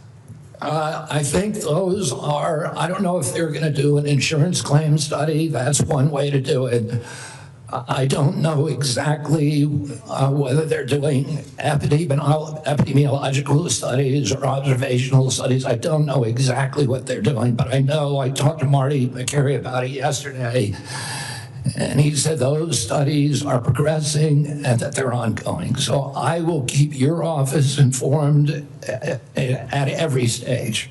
Thank you. And I've had a really constructive conversation with the FDA Commissioner as well, McCary, and I mean, here's a very smart, data-focused, sincere type of leader. And we had a really good conversation. I want to encourage those conversations with you, Mr. Secretary, and that there's a follow-up here to make sure that the data that we now have exposed will be studied by the FDA and the appropriate actions considered.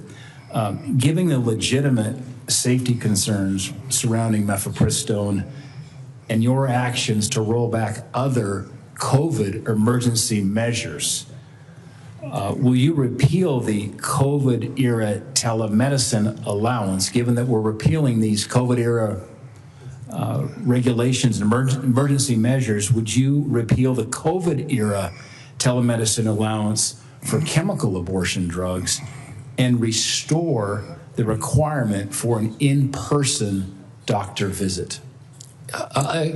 Senator, I need to get back to you on that. I don't know if the White House has yet taken a position on that. We will get back to you this week about that. Okay, all right. Thank you. I want to close with a quick Montana question. Earlier this week, the state of Montana submitted a Medicaid demonstration waiver application to CMS to strengthen the state's Medicaid expansion program. This waiver seeks to require community engagement and enhance cost sharing for working age, able-bodied adults enrolled in the program. I applaud our governor, Gianforte, and Director Brereton for their proactive leadership in this space. My question is, Mr. Secretary, could you commit that CMS will work quickly in its consideration of Montana's waiver application? Absolutely. It sounds like the kind of waiver that we're looking for. Okay, thank you, Mr. Secretary. Thank you, Senator Johnson. Thank you, Mr. Chairman. Secretary Kennedy, first of all, thank you for your willingness to serve and for putting up with this abuse. 5 minutes is even close to refute all the falsehoods that have been confidently spewed during this hearing. We'll talk about real data here, okay? Well, first of all, thank you for breaking the logjam of information of HHS. My committee's got now over 8 million pages of information. Just in the first tranche, by the way, what we discovered is that the CDC, somebody in the federal health agencies, this interagency communication, hid the signal. They admitted there was a signal on myocarditis, and they hid it. They didn't warn the public. They didn't warn doctors. So that's just one instance of corruption and lies told by the CDC. We've got a lot of others we'll be rolling out, okay? So we held our first hearing in permanent subcommittee investigation on that hiding of the signal myocarditis.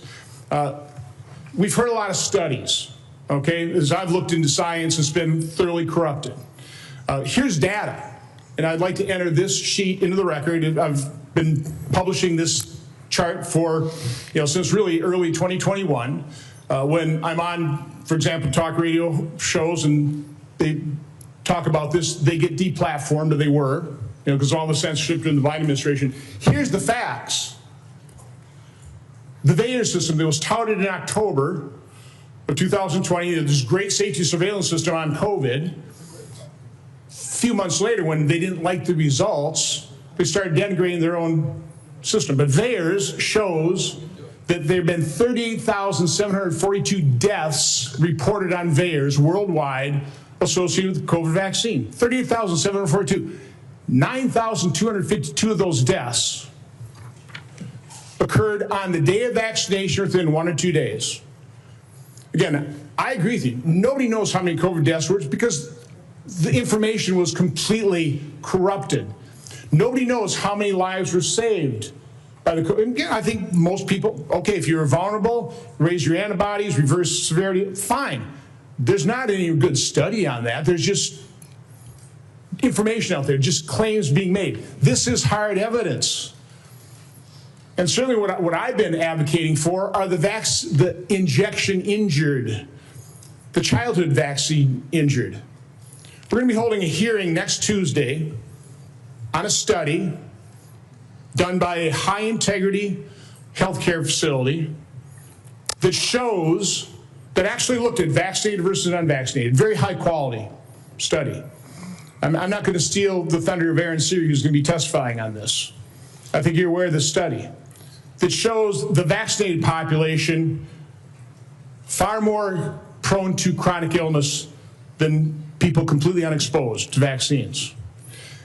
That is just one example of how science has been corrupted by the way, the study was conducted, and when they conducted it, oh no matter what the results are, we're going to release this. They got the results in 2000. It is yet to be released. We're going to enter that in the record on Tuesday. Do you want to just talk about what you've witnessed in terms of the capture of the agencies that you're now in charge of, the corruption of science, which I believe you just said, that is almost your number one goal, right, is try to bring integrity and credibility back to science, which has been corrupted by the people who pay for it, by federal health agencies being captured by pharmaceutical industries, by big pharma, by big food. I want to give you, I'm sorry, just the last minute to, first of all, defend yourself, but talk about the corruption of science that you're having to deal with and trying to correct. Yeah, I mean, I'll just tell you one example, and I could sit here and give you thousands. But in 2002, CDC did an internal study of Atlanta, Fulton County, Georgia children. and looked at children who got the MMR vaccine on time and compared those to kids who got them later. So in other words, kids who got them before 36 months and kids who got them afterward. The data from that study showed that black boys who got the vaccine on time had a 260% greater chance of getting an autism diagnosis than children who waited. The chief scientist on that, Dr. William Thompson, the senior vaccine safety scientist at CDC, was ordered to come into a room with 4 other co-authors by his boss, Frank DeStefano, who's the head of the immunization safety branch, and ordered to destroy that data. And then they published it without that fact. So you know that story, I know that story, and you know of hundreds of stories like that. It happens all the time. We are being lied to by these agencies, and we're going to change that right now. The letter I received from the Oshkosh business, it would be out of business because of the 50 employee mandate. It's going to be out of business. I just want to enter that in the record as well. Without objection. The committee will take a 5-minute quick break here just to allow just a moment of reset here, and then we'll start right back up again in about 5 minutes.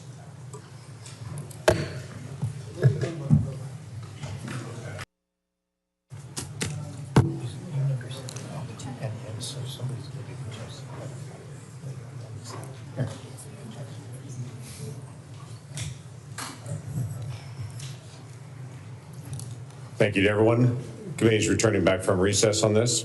Senator Whitehouse is recognized for questions. Thank you, Chairman. Mr. Secretary, I want to talk to you about Rhode Island. When you were last sitting there, here's what I said to you. I want to read it back to you because I want it to sink in. CMS has for years maintained a reimbursement system that the bureaucracy could never explain, never justify, that persistently pays Rhode Island providers less than neighboring Massachusetts and Connecticut providers, a difference of 23 and 26% in our regional healthcare market. Rhode Island's healthcare system is bleeding out because we aren't paid what neighboring hospitals and doctors are paid. And the one act that CMS took on this issue years ago was to make it worse. I raised that with you then. I've raised it since with Dr. Oz. I've raised it with CMMI Director Sutton. I would like to get action from CMS on that. One partial avenue of relief for Rhode Island is the AHEAD program. Rhode Island is a willing voluntary participant in the AHEAD program. Coming behind Rhode Island is Connecticut. What remains to be seen is whether the payment rates agreed to for Rhode Island will suffer the same discriminatory discount with respect to the AHEAD rates for Connecticut as Connecticut comes through. I've been able to get no assurances from CMS that they care one whit about this payment differential or that they see AHEAD as a means of resolving this injustice. Mr. Kennedy, our healthcare system is teetering as a result of this. This is not a casual matter, and I would really like to see you and Dr. Oz and Mr. Dutton put your attention onto this Rhode Island problem.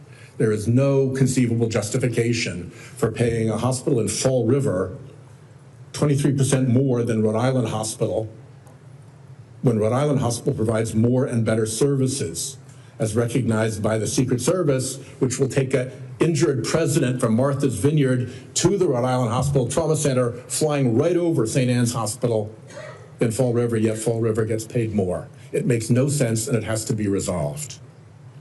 The other problem that I mentioned to you is that I'm now in my 4th round of CMMI directors. It's bloody Groundhog Day, trying to get something done about how end-of-life patients are treated.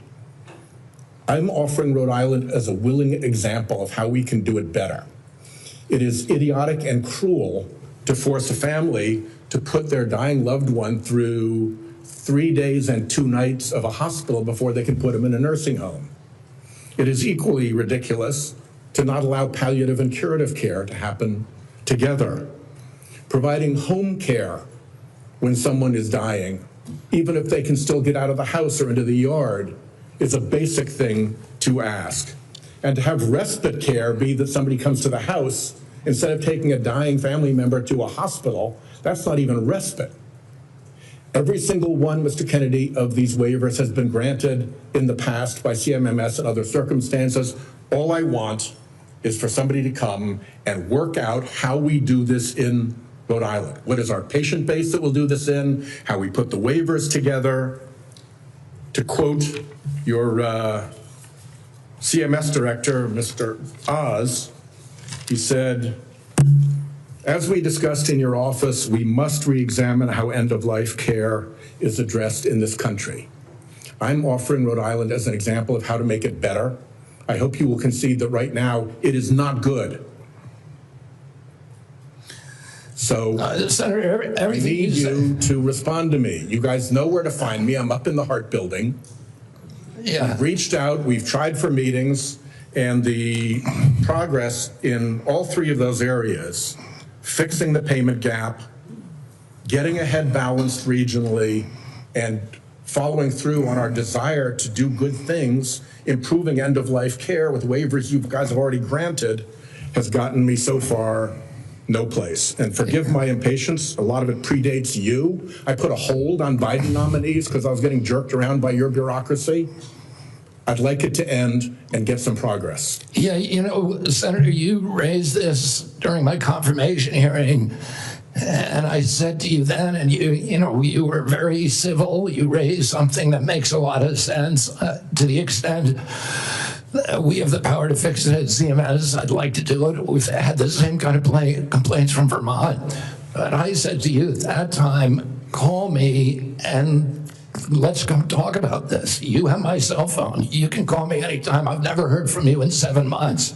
Call me up. I'd love to meet with you. I'll get Oz in the meeting. And, you know, what you're saying, particularly about at the end of life, it may be something we can do something about. I want to help. And, let me know. We'll try. Forgive my frustration. You've got 30,000 employees. They could have reached out to me. They know where I live. Yes. Senator Cortez Masto. Secretary Kennedy, thank you for being here. In May, you said, and I quote, "I stand with President Trump to say, no more middlemen, no more foreign freeloaders, no more skyrocketing drug prices. We're putting American patients first and taking on Big Pharma to make America healthy again." Yet your record tells a different story. In July, Republicans handed Big Pharma a massive win.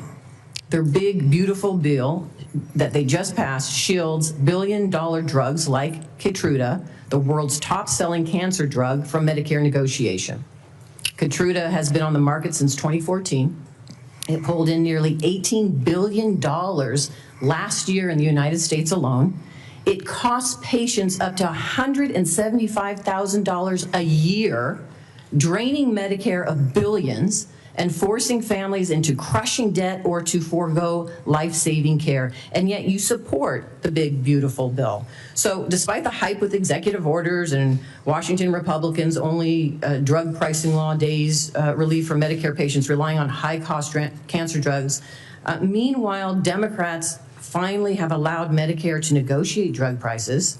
I will say that Keytruda, along with Opdivo and Darzalex, the three top-selling cancer drugs, were widely expected to be selected for Part B negotiation in 2026 for 2028 implementation. They are now, because of the actions of this administration, exempt from negotiation for at least several additional years, if not permanently. So my question to you, Mr. Secretary, is how do you justify claiming to take on Big Pharma while supporting a bill that shields drugs like Keytruda and other cancer drugs from Medicare negotiation, costing seniors and taxpayers billions, and risking the lives of cancer patients who cannot afford their necessary medication? Yeah, Senator, I appreciate the question. the Medicare drug negotiations in the IRA were very well intentioned, but they were poorly structured. And what we found is that the negotiations that have occurred actually have ended up raising the costs for Medicare. We are right now in negotiations. The CBO has not agreed to that. The CBO doesn't say that. And it's just the opposite. So you're saying the CBO and independent agencies that validate the costs are wrong? Well, that is CMS data. Okay, so let's just focus on the cancer drugs. Why aren't we negotiating those and bringing those down for families? Why does the bill exempt those?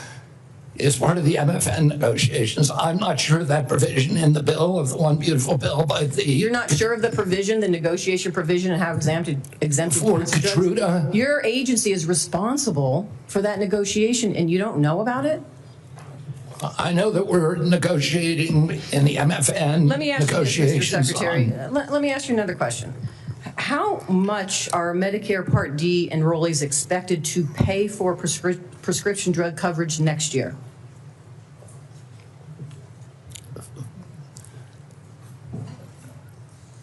I think that is in debate right now. Let me tell you. Are you talking about the rate? They are going to pay $15 more than last year, up to $50 a month. Now, let me have a question for you on Part B. How much are Medicare Part B premiums expected to increase next year? I don't know. I talked to Dr. Oz about it yesterday. I think it's 16%. They're supposed to increase about 11.6% or $21.50 more each month. And again, last time you were before me, you couldn't answer the questions of the very agency and the authority that you have to address these issues. You know, next year, seniors and families are facing higher health care costs across the board. 23 million people on Medicare with a standalone Part D drug plan could see their premiums rise to $50 a month, up from $35, because the Trump administration is cutting the federal subsidy that has been keeping costs down. Part B premiums will jump 11.6% to $206 a month in 2026, one of the largest single-year increases in decades. And so for an administration that claims it is lowering costs, my question to you is, what are you going to do to keep costs down for seniors? I mean, I'm already doing I'm already keeping costs down. What are you doing to keep costs down for seniors, knowing that these costs are going to be increasing? I mean, the program integrity bill, that is the first action that I did when I got in. It's one of the earliest actions in history of a complex regulation by an HHS secretary. A Congressional Budget Office has said that that's brought premiums down by 5%. That's the Congressional Budget Office, which does not like to acknowledge anything that we do. And does that impact seniors? Excuse me? Does that impact seniors? And I know my time is running out. Does that impact seniors? What you just talked about, you're lowering costs. I'm asking you specifically. We're lowering costs. Seniors. Does it impact seniors? Does it impact? Come on. Let me just stop here. I didn't hear Time is what running you out, said. so I appreciate the chairman's indulgence here. My concern is you can't answer the questions. The very agency has oversight over these issues and controls the levers to lower costs for seniors. And you can't answer that simple question. I didn't hear your question. Okay, let's go. We'll just proceed. And Senator Tillis has yielded his position to Senator Blackburn, so And she'll take it. thank you, Mr. Chairman, and Mr. Secretary, thank you for joining us today. I appreciate the comments you've made about the Rural Health Transformation Program. That is something many of us worked on, and we were pleased to push that out of this committee, and I know Dr. Oz is moving forward with implementing that. I appreciate your comments to Senator Warner on the area wage index. He and I have worked on fixing that, and we appreciate your attention. I am delighted to know that you're going to end the revolving door and the conflicts of interest. I have found it so unseemly that people who work with a pharmaceutical or with a big food company then go back over into CDC or NIH or FDA, and then they're signing off on regulation for their former employer and many times their future employer. So we appreciate that. Senator Langford went to you on the PBMs. And as you are aware, my PBM Act that Senator Wyden worked with me on, that made it out of this committee last cycle. And making certain that we keep these rural pharmacies open, making certain that PBMs do not profit above what is their standard service fee, and that they have to disclose all their pricing. That is going to be an imperative. So will you work with us to get that PBM legislation across the finish line and to the president's desk? Yes, Senator, absolutely. Thank you. Interoperability is something that you have announced, a new interoperability framework to better align data sharing principles. And this is important to digital health. And as you're aware, when we passed 21st Century Cures in 2018, the Software Act and that health IT definition is something that I worked tirelessly on to get implemented. So what I want to hear from you is, how does CMS plan to align this new framework with the existing federal framework? And how are we going to be able to move forward with one national policy on interoperability? Well, I don't know if we, what we have right now is concrete commitments from the 60 top tech companies who we were able to convene to do data sharing, to do patient accessibility, and to do interoperability. But I can't tell you how that's going to mesh. Then if you will have someone submit to me in writing what that pathway is, this is something that is essential if we're going to be able to benefit from that data. So having some specificity on the pathway will be helpful. I did want to talk with you. Last time you were here, I talked about the concerns on overprescribing prescription stimulant drugs for children. And there are ways that HHS can work collaboratively with state agencies on this and to actually promote more community-based intervention to combat overprescribing. And we all have seen the harmful side effects. And there's a lot of reporting out there on this and tremendous concern for grandmamas like me who see children and friends of our grandchildren who suffer with this. So I know your team is working on solutions, so you're going to have your Make Our Children Healthy Again strategy that you're going to release. But talk for a moment, we've got 30 seconds left, talk for a moment on how you can better arm parents with information on the harmful side effects of overprescribing these stimulant drugs. I mean, one of the problems, Senator, is that, we now have 1 out of every 5 kids on these drugs and the antidepressants, even more. And we know very little about the long-term impacts because NIH and CDC have been asleep at the wheel. Right now, we are doing those studies. We're doing extensive studies so that we can warn parents and so that we can force the companies to put labels on their products. And, we'll do whatever we can to show that, just to get data out to the public. That's really what our function is. And to show what the long-term impact of some of these drugs is. Are we actually preventing suicide or are we creating more suicide? And that's something that we don't know the answer to, which is, how did these drugs become so common in our society without us even knowing the answer to those questions? That is malpractice at these agencies, and that is the malpractice that I am going to fix. Thank you. Thank you. Senator Warren. Thank you, Mr. Chairman. So last November, while you were under consideration to become Secretary of Health and Human Services, Mr. Kennedy, you said, quote, If vaccines are working for somebody, I'm not going to take them away. No exceptions, no ifs, ands, or buts. You would not take away vaccines from anyone who wanted them. Then last week, you announced that the COVID-19 vaccine is no longer approved for healthy people under the age of 65. In announcing the change, you said the vaccine will be available for anyone who wants it. Now, obviously, both things cannot be true at the same moment. So let's clear this up right now, Secretary Kennedy.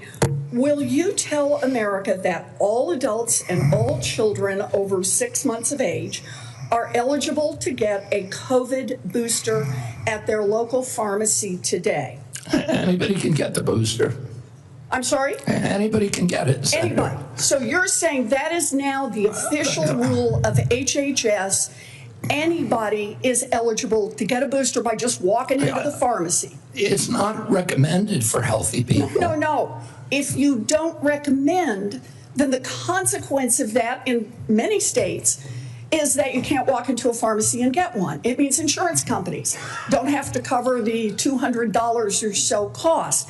As Senator Dr. Cassidy said, you are effectively denying people vaccines. We're not going to recommend a product for which there's no clinical data for that indication. Is that what I should be doing? What you should be doing is honoring your promise that you made when you were looking to get confirmed in this job. You're going like this. And that is, you promised that you would not take away vaccines from anyone who wanted them. You just changed the classification of the COVID vaccine. I'm not taking them away from people, Senator. It takes it away if you can't get it from your pharmacist. Well, most Americans are going to be able to get it from their pharmacy for free.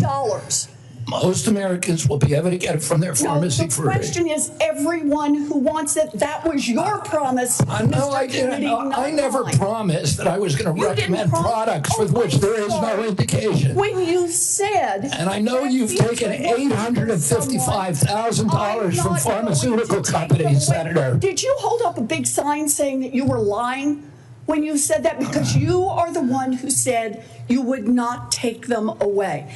Now, Senator Kennedy, I'm not taking them away from anybody. Secretary, you want me to indicate a product for which there is no clinical data? Senator, is that what you want? Secretary Kennedy, you said you wouldn't, and now you did. I'm not taking them away. Everybody can get access to them. No, they can't walk into a pharmacy the way they could last month and get access. It depends on the state. It depends on the states. A year ago, but they can still get it. Everybody can get it. Everybody can get it, Senator. So look, let's move on. You clearly are taking away vaccines. I've seen the list for what's coming up next, and that is the agenda for the next CDC vaccine panel. And first up is ratifying your COVID actions. Second is hepatitis B is on the agenda. So should Americans expect you to take away hepatitis vaccine access as well, even though you promised not to? As I said, I'm not taking vaccines away from anybody. Okay, same answer, right? You're just going to deny that when people can't get access, that you're not taking it away. Then let me ask you, is that the same game you're going to play with me? You want me to recommend every product in the world?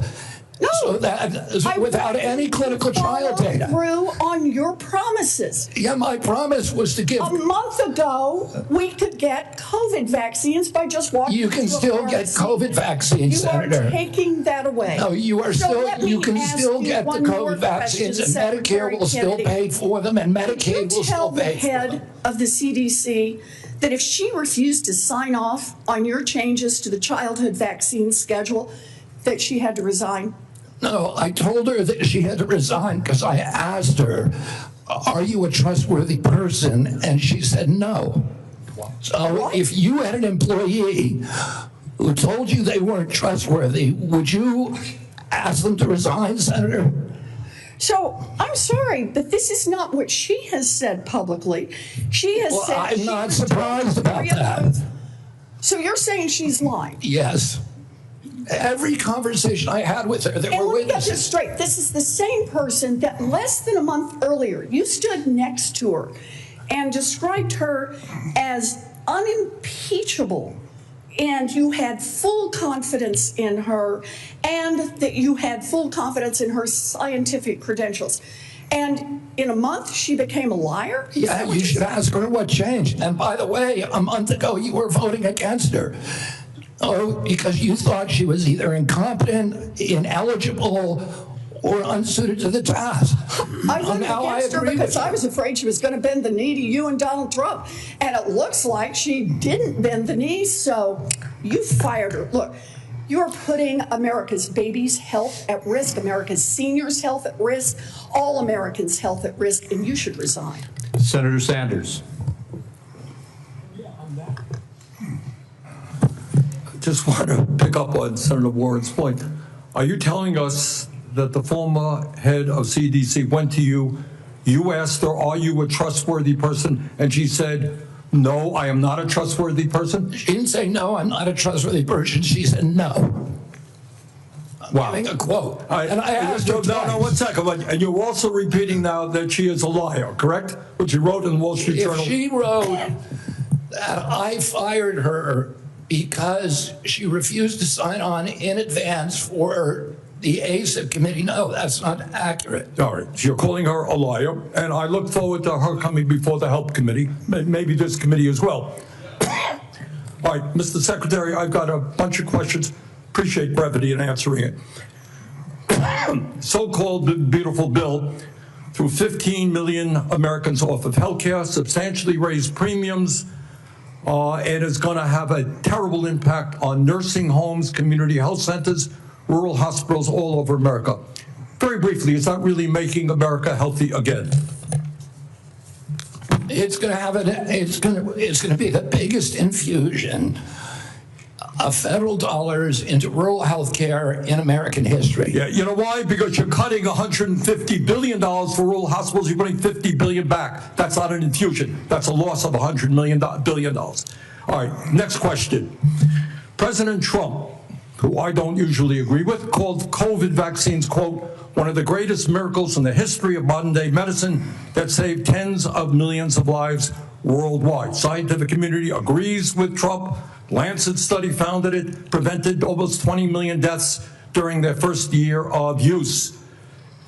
Secretary Kennedy, are President Trump and the medical community right, or do you still believe that the COVID vaccine was, quote, the deadliest vaccine ever made? No, first of all, I didn't say that. Oh, I said that in terms of affairs reports a while ago. I said today, I think that President Trump should get the Nobel Prize. So who's right? Is Trump in the medical community right, or are you right? President Trump did an extraordinary piece of leadership. Is he right or wrong? Did COVID save millions of lives? As I said, he got Americans back to work. At that time, that particular vaccine, which perfectly matched the virus that was circulating then, and I have no idea how many lives it saved, but it saved quite a few. You know, what I find a little bit weird in this discussion, I'm hearing it over and over again this morning, Mr. Chairman, is we've got the entire medical community on one side. You got the AMA representing hundreds of thousands of doctors, the American Academy of Pediatrics, the American Public Health Association. All of these organizations are telling us that COVID vaccine and vaccines in general are safe and effective. You are casting doubt on that. Who are who are the organizations that are agreeing with you in casting aspersions on vaccines? The primary advisors are Marty McCary, Jay Bhattacharya, Dr. Oz, Vinay Prasad. So you got a few doctors who agree with you, and I'm giving you the Not a few doctors. What you're talking about is there's a big difference, Senator, between established science and the scientific establishment, which has been co-opted by the pharmaceutical industry. So you're telling the American people that the American Medical Association, representing hundreds of thousands of people, have been co-opted and that they should not trust their doctors. And the American Academy of Pediatrics, and by the way, just for the record, every single Republican, I don't mean to be political here, Mr. Chairman, has received PAC money from the pharmaceutical industry. Are they all corrupt as well? And I'm telling you, the American Heart Association has been co-opted by the food Everybody industry. but you, Senator. But you know what? When you ran for president, you know, we have a corrupt campaign finance system. Maybe you'll agree with me on that. Okay, you were already president, you had $1.5 billion behind it. You received $300,000 from people, not from the industry, people in it, as I did, from individuals. You corrupt. President Trump got $3 million. Every Republican got corporate PAC money for the pharmaceutical industry. Democrats as well. Everybody is corrupt, but you? Is that what we're looking at? I don't think so. And I think the issue now... I don't even know what you're talking about. Well, I think you do know what I'm talking about. I don't know what you're talking about. The issue is every time anyone disagrees with you... Are you saying the pharmaceutical industry was supporting my presidential campaign? I'm saying, I don't think so. I'm not saying that. I'm saying that the pharmaceutical industry is a greedy institution which is charging us the highest prices in the world. They are pervasive.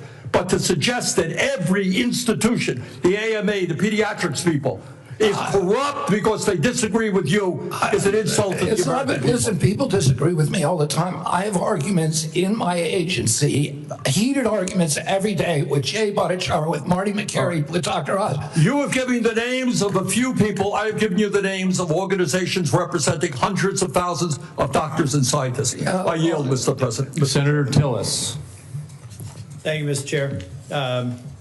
Secretary Kennedy, thank you for being here. A couple of times you asked people if they were making a statement or a question. What I think I may do, just to give you a breather, is to make a statement with a lot of questions. And just for the record, I'd like for you to have the opportunity to have your staff respond. I can't conclude from the discussion today where you are on warp speed. So I would like the definitive statement on exactly where you are. Was it good? Was it bad? Were there things that worked? Were there things that didn't work? I can't discern that from what you said here. I, for one, think that it was a signature accomplishment of President Trump, and the mRNA platform is something. I agree with that. I look forward to you giving us a detailed statement on exactly where you are with warp speed. I'm not a doctor. I'm not a trial lawyer. I'm a boring management consultant. Another question that we'll submit in the record, I'll give you directionally where we're going. I don't see how you go over 4 weeks from a public health expert with unimpeachable scientific credentials, a longtime champion of MAHA values, caring and compassionate and brilliant microbiologist, and 4 weeks later, fire her because at least the public reports say because she refused to fire people that work for her. So as somebody who advised executives on hiring strategies, number one, I would suggest in the interview, you ask them if they're truthful rather than 4 weeks after we took the time of the U.S. Senate to confirm the person, just for the future nominee that we're going to have to consider. But I do also believe that some of your statements seem to contradict what you said in the prior hearing. You said you're going to empower the scientists at HHS to do their job. I'd just like to see evidence where you've done that. And I'm sure that you will have some. You will do nothing that makes it difficult or discourages people from taking vaccines. There seem to be several reports that would seem to refute that, but I'd rather you just respond to it. I'm not going to come here and impose my belief over any of yours. That, again, seems to be contradictory to the firing of a CDC director, the canceling of mRNA research contracts, firing advisory board members, attempting to stall NIH funding, eliminating funding for the I think $500 million for further mRNA research, and just want an answer for it. On HR 1, I believe you know my concerns about HR 1. I've had several meetings with, and HR 1 is the big beautiful bill, OB3, whatever the brand is. But I'm still, I've got an office with 60 staff, including half of them in state office. I've had 3 different estimates of the economic impact on the state of North Carolina. Can I get your comment? And I have been looking for somebody that's far more resourced than an office of 30 people up in here in D.C. to disprove my estimates with respect to the impact on North Carolina, period. And I've yet to have anybody, I would love to be embarrassed and be wrong, but I would like to get your commitment for people to tease through the numbers that I provided before the vote on H.R. 1 that says that if you normalize 3 independent estimates across a broad spectrum, $25 billion over 10 years. I don't need your response now. I want somebody to destroy my estimates, because to this point, the most resourced health agency in the world has only given me word salad responses, and I need that so that we can prepare for the response. $25 billion over 10 years is half of the rural relief fund over 5 years. And so we just need to have that fact as a matter of policy so that we can go in North Carolina and absorb it. And I know every state's different, and I'm assuming every one of my colleagues here have done the math for their states, not focused on that. But I want you to destroy my estimates if they're in fact wrong, and I want you to acknowledge them if in fact they're right. That will come into question as well. Mr. Kennedy, you've stated multiple times in response to other members' questions that that scientists were lying. We'll go back to the record in cases where you've said that. I'd just like to see the scientific evidence to substantiate that. I'm going to stipulate that you were honest and you had research behind it. We'll go back and figure out what scientific studies you believe are founded on lies and not scientifically viable. And then finally, I just want to give you an opportunity. Apparently in the exchange with Senator Bennett, you said you agreed with Dr. Levy's statements, who said that the mRNA vaccine causes serious harm, including death, particularly in young people. They said you agreed with that comment. Did you agree with that comment or not? I think that's true, yes. Okay, thank you. Thank you, Mr. Chair. Thank you, Mr. Tillis. We now have Senator Smith. You're recognized. Thank you, Mr. Chair. So, Mr. Kennedy, I have sat here for the last many minutes and listened carefully to your testimony. And I think actually Senator Tillis laid out so many of the ways that what you have said has contradicted yourself and others. It's, I mean, I don't even know where to start. So I'm going to start here. Over the last 8 months, you have claimed to make America healthy again. But in actual fact, you have led the charge in the Trump administration to destroy what is best in our healthcare system. And your denials and your evasion and your lies here do not change that. You are the Secretary of the Health and Human Services. Yet you're trafficking in these fringe idea and discredited theories that are completely out of step with the scientific consensus. And you seem to be willing to say anything in the moment, even if it's untrue. So last time you were before Congress, Secretary Kennedy, you claimed, and I quote, "I have never been anti-vax. I have never told the public to avoid a vaccination." But in a podcast, you said the opposite. You said there's no vaccine that is safe and effective. So that sure sounds anti-vax to me, Secretary Kennedy. So let me ask you, when were you lying, sir? When you told this committee that you were not anti-vax, or when you told Americans that there's no safe and effective vaccine?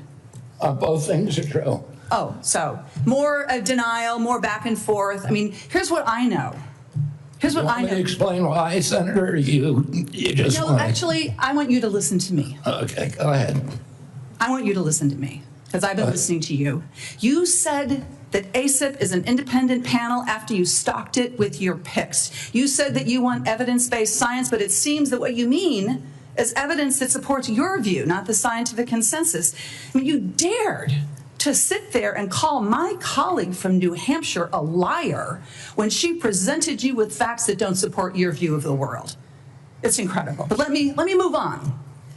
Just last week, in the days after the tragic shooting at Annunciation Catholic School in my home state of Minnesota, you went on Fox News blaming school shootings on antidepressants.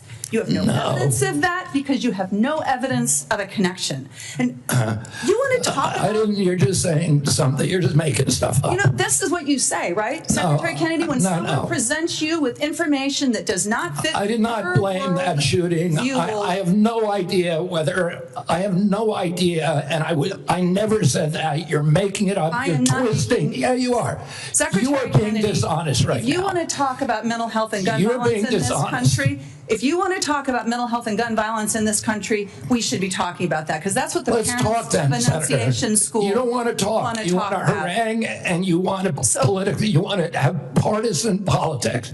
I want to actually solve these problems. Ms. Secretary Kennedy, what the Trump administration is doing right now is making it harder for people in this country to get access to mental health care. So don't talk to me about solving the mental health care crisis when you are making it harder. You cut Medicaid, which is the #1 payer for mental health care services in this country. You decimated the agency at Health and Human Services that focuses on mental health and substance abuse. That's what states count on. They're cutting their services to schools as a result of that. Several years ago, in a bipartisan way, Congress came together and passed the Safer Communities Act, which made important investments in mental health care and did some important, though small, things to reduce access to guns. What do? You propose cutting that funding. This is what we're talking about in your leadership in the Department of Health and Human Services. If you want radical transparency, as you talk about,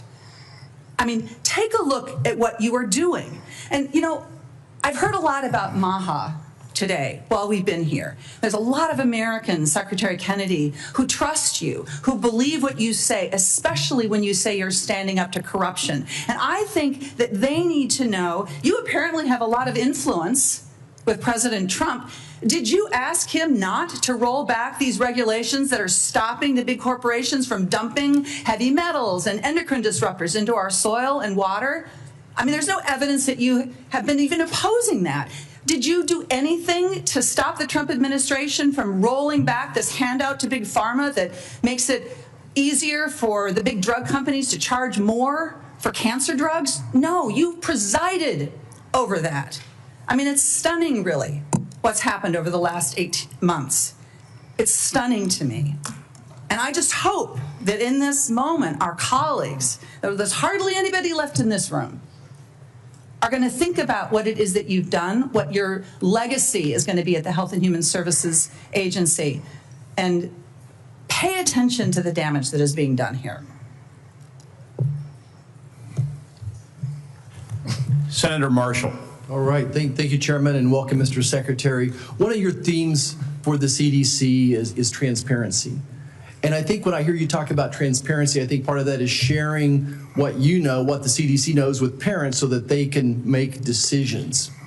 Behind me, yeah, I know it's going to be hard to see from there. I can barely read it. This is the current CDC recommendations for vaccines for children. On day number 1, they get their first jab, a hepatitis vaccine. By the time they're 18 months, they've had 18 jabs. By the time they get to be old enough to vote, they have 76 jabs. Now, when I listen, what I hear you say is that, look, vaccines are drugs. We need a measured response and a measured, when do we use this? It's interesting that the United States has put age 65 and older for COVID vaccine. UK has chosen 75 and France 80. Obviously, scientists disagree exactly when that should or shouldn't be. You know, hepatitis B vaccine, it makes no sense to me. I've only delivered 5,000 babies, but we do a hepatitis test on every mom. By the time she delivers that baby, I know her pretty well. And if she doesn't have any risk factors, if she's not an IV drug abuser, if she's in a stable monogamous relationship, nobody at home has hepatitis, I don't know, I don't see the benefit myself in that hepatitis vaccine. Everyone's eligible for it, everyone can get it, and my pediatricians don't always agree with me. And no, I'm not saying if you don't know the hepatitis status of that patient, they shouldn't get it. I'm not saying if this person's had no prenatal care, that puts them at risk for hepatitis. Can you just speak a little bit, when you talk about transparency and trying to empower and make vaccines available, these should be treated just like a medication? Yeah, I mean, you know, I say I'm not anti-vaccine. Saying I'm anti-vaccine is like saying I'm anti-medicine. Well, I'm pro-medicine, but I understand some medicines harm people. Some of them have risks. Some of them have benefits that outweigh those risks for certain populations, and the same is true with vaccines. And we don't understand the risk profile because vaccines are the only medical intervention, medical device, or pharmaceutical drug that are exempt from pre-licensing safety studies. And so there are 2 hepatitis vaccines. And one of them had a safety study that lasted for 4 days on 143 kids for a product that's going to be given to 76 million kids. Yeah. The risk profile prior to the introduction of the vaccine, the risk of a baby dying from hepatitis B was 1 in 7 million.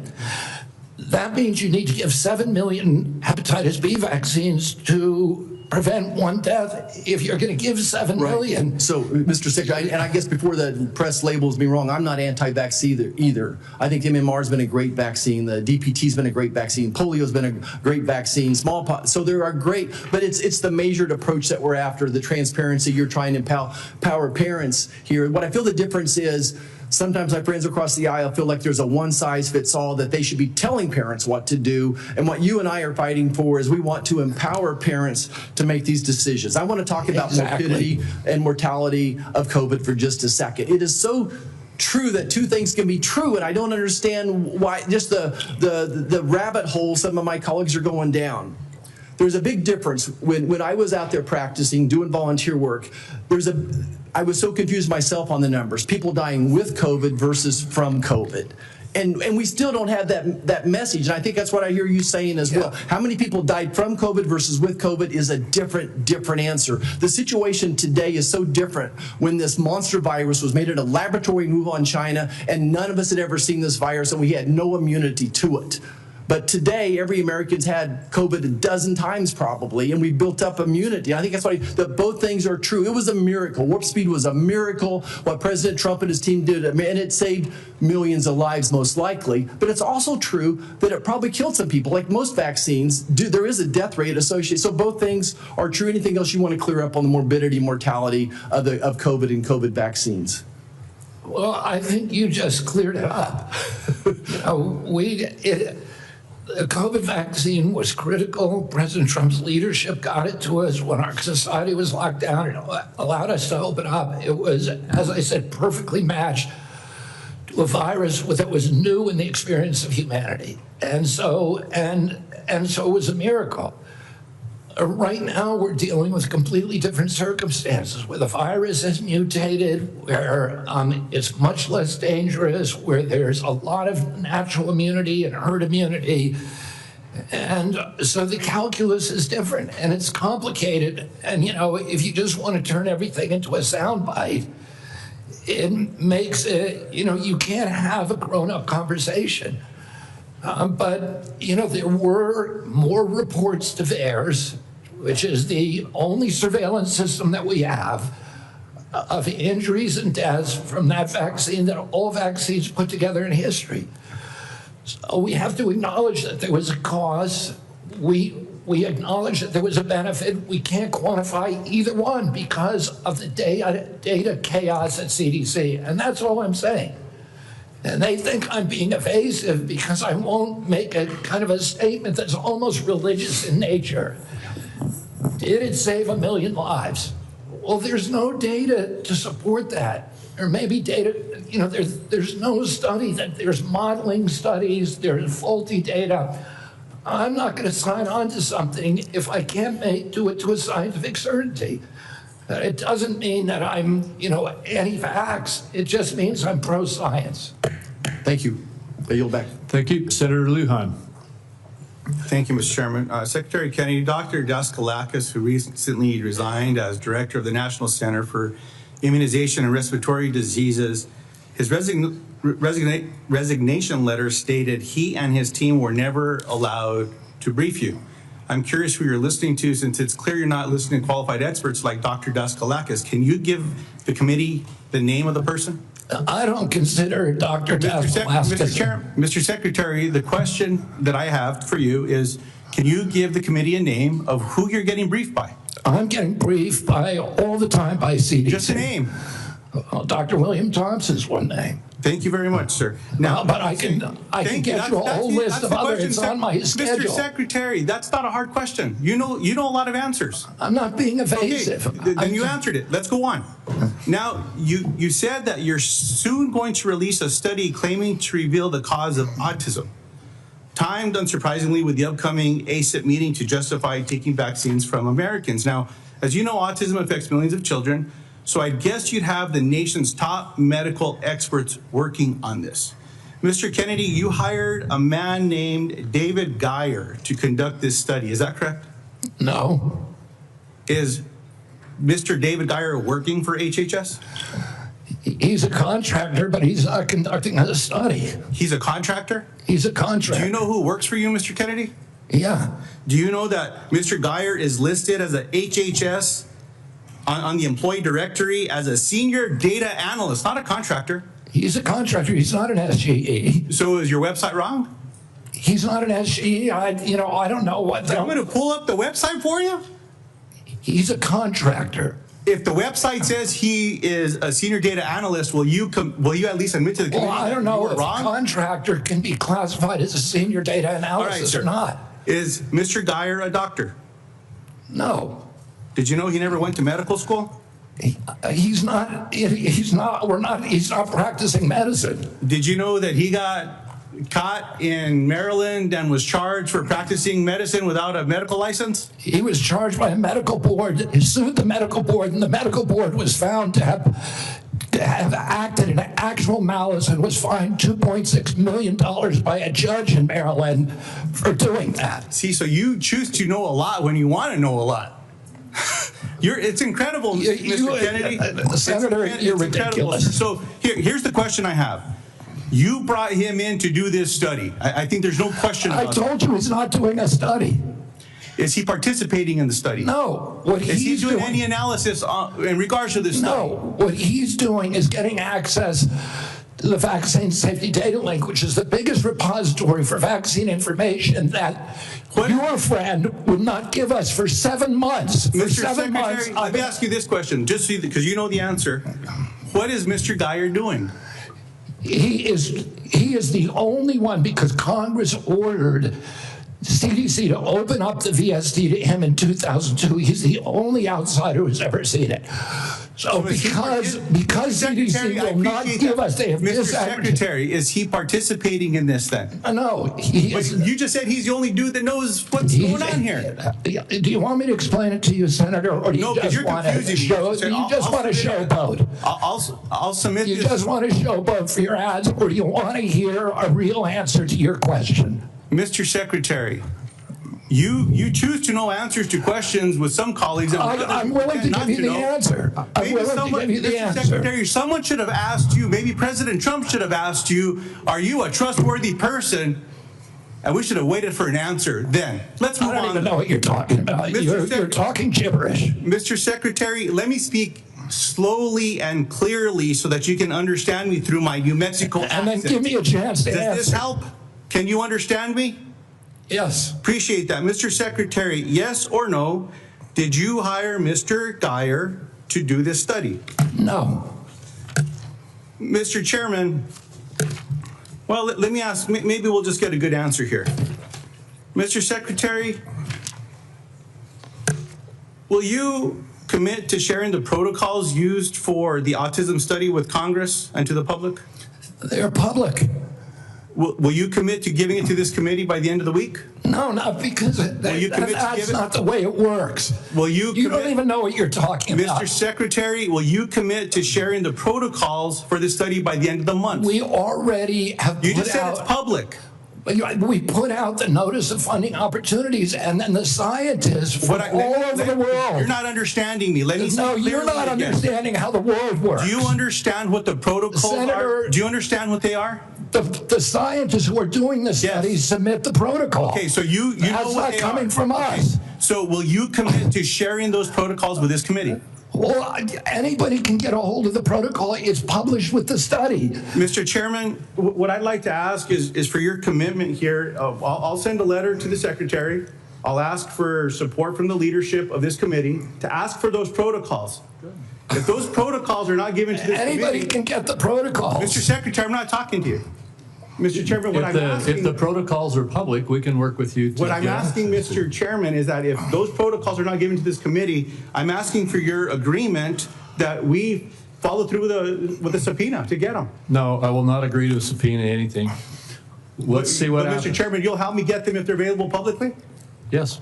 I appreciate that, Mr. Chairman. Mr. Kennedy, with all the questions here today, people just want to know the truth. I don't think so. Mr. Secretary, you don't think so? Thank you. I don't think so. I hope everyone recording that got that, because they're explaining the Secretary's tenure here.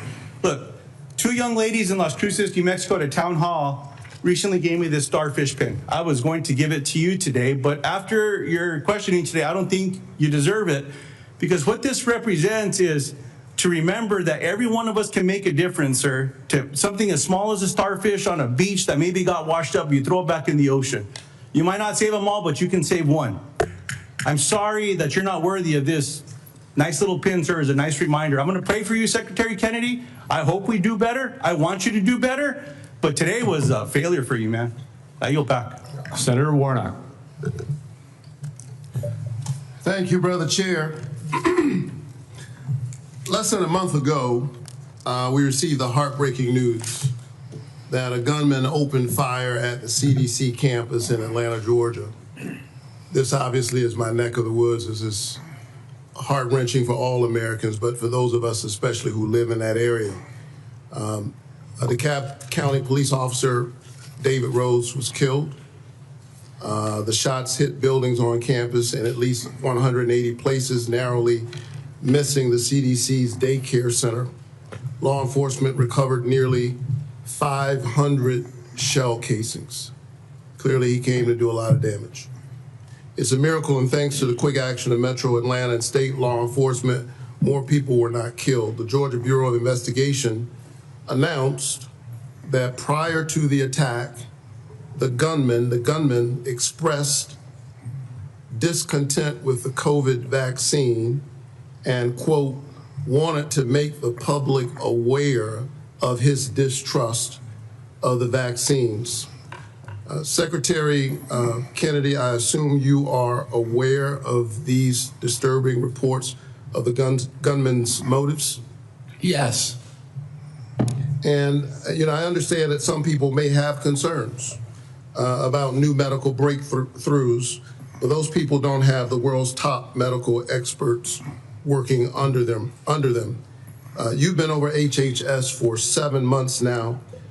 Have you ever been briefed by CDC's career immunization officials to discuss your concerns? And by the way, every member of this panel has criticized President Trump and demonized him. Have you ever been briefed? Are you complicit in the assassination attempts on President Trump? Sir, I'm asking the questions. You are the witness. It's a simple yes or no question. Have you ever been briefed by CDC's career immunization officials to discuss their concerns? Yes, I have.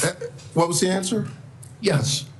You have been briefed by CDC officials, the career immunization officials, to express your... The senior vaccine safety scientist, for example. Have you ever been to the CDC as secretary before the shooting on August 8th? Have I ever been there as secretary? Have you been there as secretary before the shooting? No. Okay.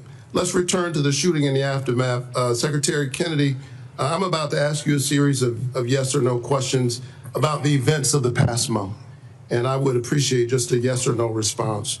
You called Dr. Manarez to your office on August 25th for a meeting. Is that correct? Yes or no? It could be.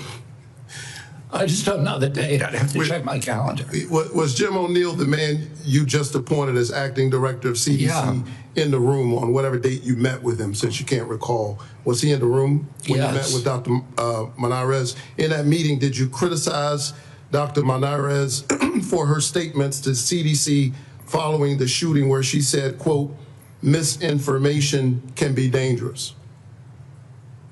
I don't believe so. I have no record. You don't believe you criticized her? Oh, I criticized her. Did you criticize her? Did you criticize her? I don't even. Did you criticize her for her statements to CDC workers following the shooting? Did I what? Did you demand that she fire career scientists or public experts at the CDC? Yes. Did you demand that she accept the recommendations of your hand-picked vaccine advisory panel without further review by career CDC scientists? No, I did not. You didn't ask for her commitment ahead of time that she would accept the recommendations from the advisory panel.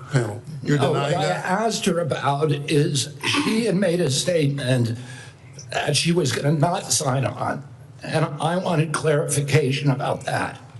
Did you tell her to accept the advisory panel's recommendations? I told her I didn't want her to have a rule that she's not going to sign on to it. Did you say that the CDC was, quote, the most corrupt federal agency in the history of the world? Not the history of the world, but definitely Did you within say HHS. Did you say I did not say that, but I did say it's the most corrupt agency at HHS, and maybe the government. So you call the CDC corrupt? Did you say that CDC staff are, quote, horrible people? Horrible people? Did you say that they're killing children and they don't care? No. Okay, I think that we all have a history of listening to you and these answers, but you're on the record for a number of these statements. Despite your lack of credentials and expertise, clearly you have an agenda. It is a threat to the public health of the American people. It's clear that you are carrying out your extremist beliefs, which is why you attempted to fire Dr. We're the sickest people in the world. We're the sickest people on earth. I'm speaking. How am I a threat? Secretary Kennedy, for the first time, we're seeing deaths from children from measles. We haven't seen that in 2 decades. We're seeing that under your watch. You are a hazard to the health of the American people. Can I respond? No, I claim back my time. We need to wrap You are a hazard to the health of the American people. I think that you ought to resign. And if you don't resign, the President of the United States, who put forward Operation Warp Speed, which worked, should fire you. Thank you so much. Senator Welch. Mr. Chairman, thank you. I want to sum up, and I want to make 3 points. First, we have a health care affordability crisis in this country. And second, Secretary Kennedy's policies is making that affordability crisis worse, not better. And third, Mr. Chairman, the United States Senate is not doing its job. Healthcare. Citizens of the United States, our employers, our taxpayers, and our families pay the most and get the least. That has been persistent and chronic, and it's not being addressed, it's being aggravated. Let me be specific. In Vermont, a family of 4 that makes $82,000 in income with premium support on Obamacare now pays $6,970 for their health care premium. That is going to increase $23,000 to $30,000. That is unaffordable, it's shocking, and it's cruel. The big beautiful bill that we're talking about, Vermonters are going to lose 45,000 families lose health care. That is going to be a hammer blow to our hospitals because those folks who lose health care don't get a guarantee they won't get sick, and they're going to show up at our community hospitals. Our community hospitals are going to treat them, and they aren't going to be compensated. And it's why Vermont community hospitals are on a financial thin ice, and that's true that about 338 hospitals around our country are in danger of closing. Second, Mr. Chairman, I believe the Secretary made assurances to this committee, and he has not kept the promises he made. Prices have not come down, they've gone up.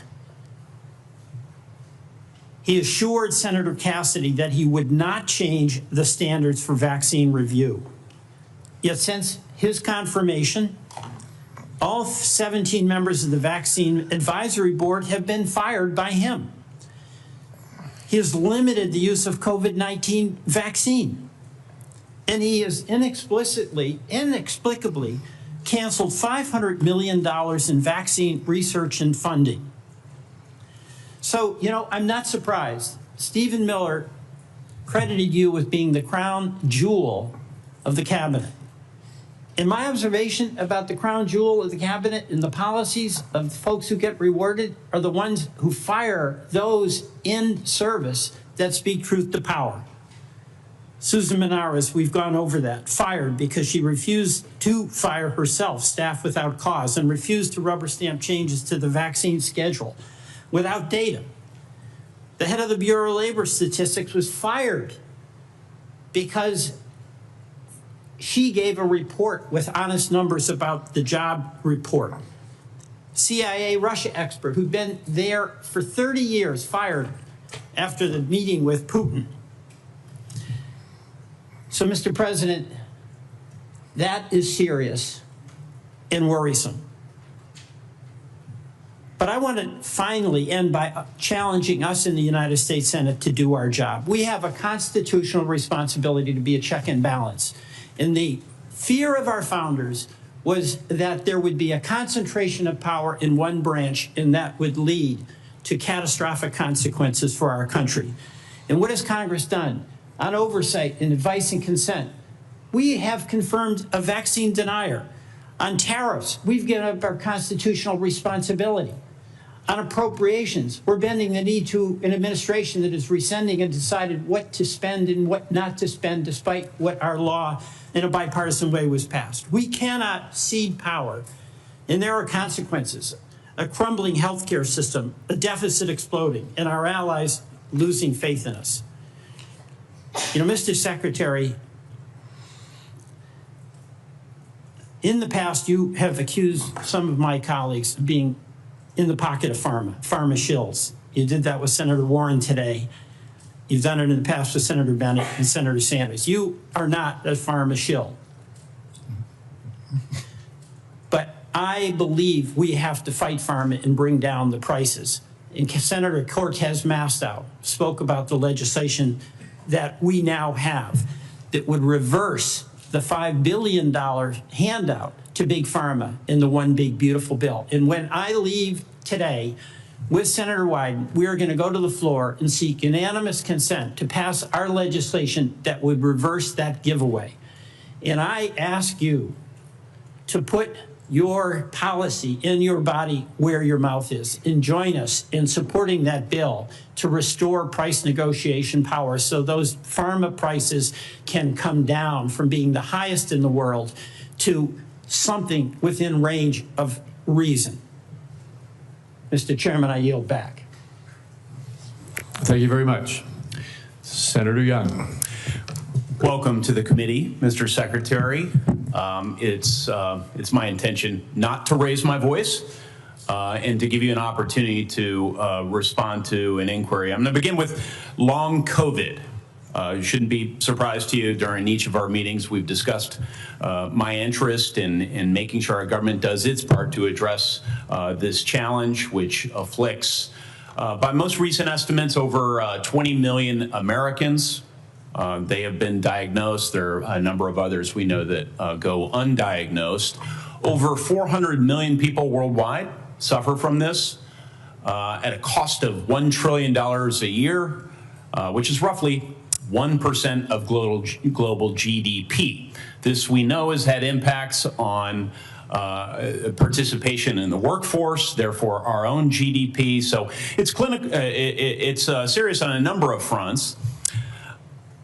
It's my hope we can come up with some therapeutics for this condition. One of the real barriers to that is seeing that we are able to launch more clinical trials.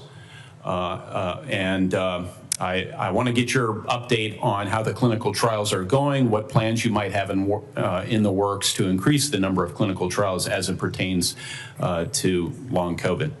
Yeah, Senator, there was a project funded, a long COVID project at NIH. There was a huge amount of money spent on it. It yielded nothing.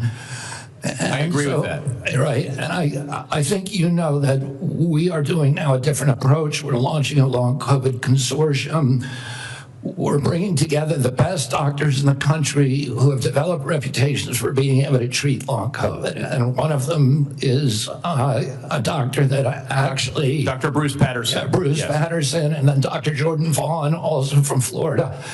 There's a number of them who are doing spectacular things where patients are reporting extraordinary progress. We want to get them all involved and all in one room. We want to identify the protocols that are working. This is something that did not happen during COVID. It was all ivory tower science, and the doctors who were on the ground were ignored. The same thing happened during the HIV crisis. Yes. And we're trying to do something different, which So is my really time's limited. You mentioned ivory tower.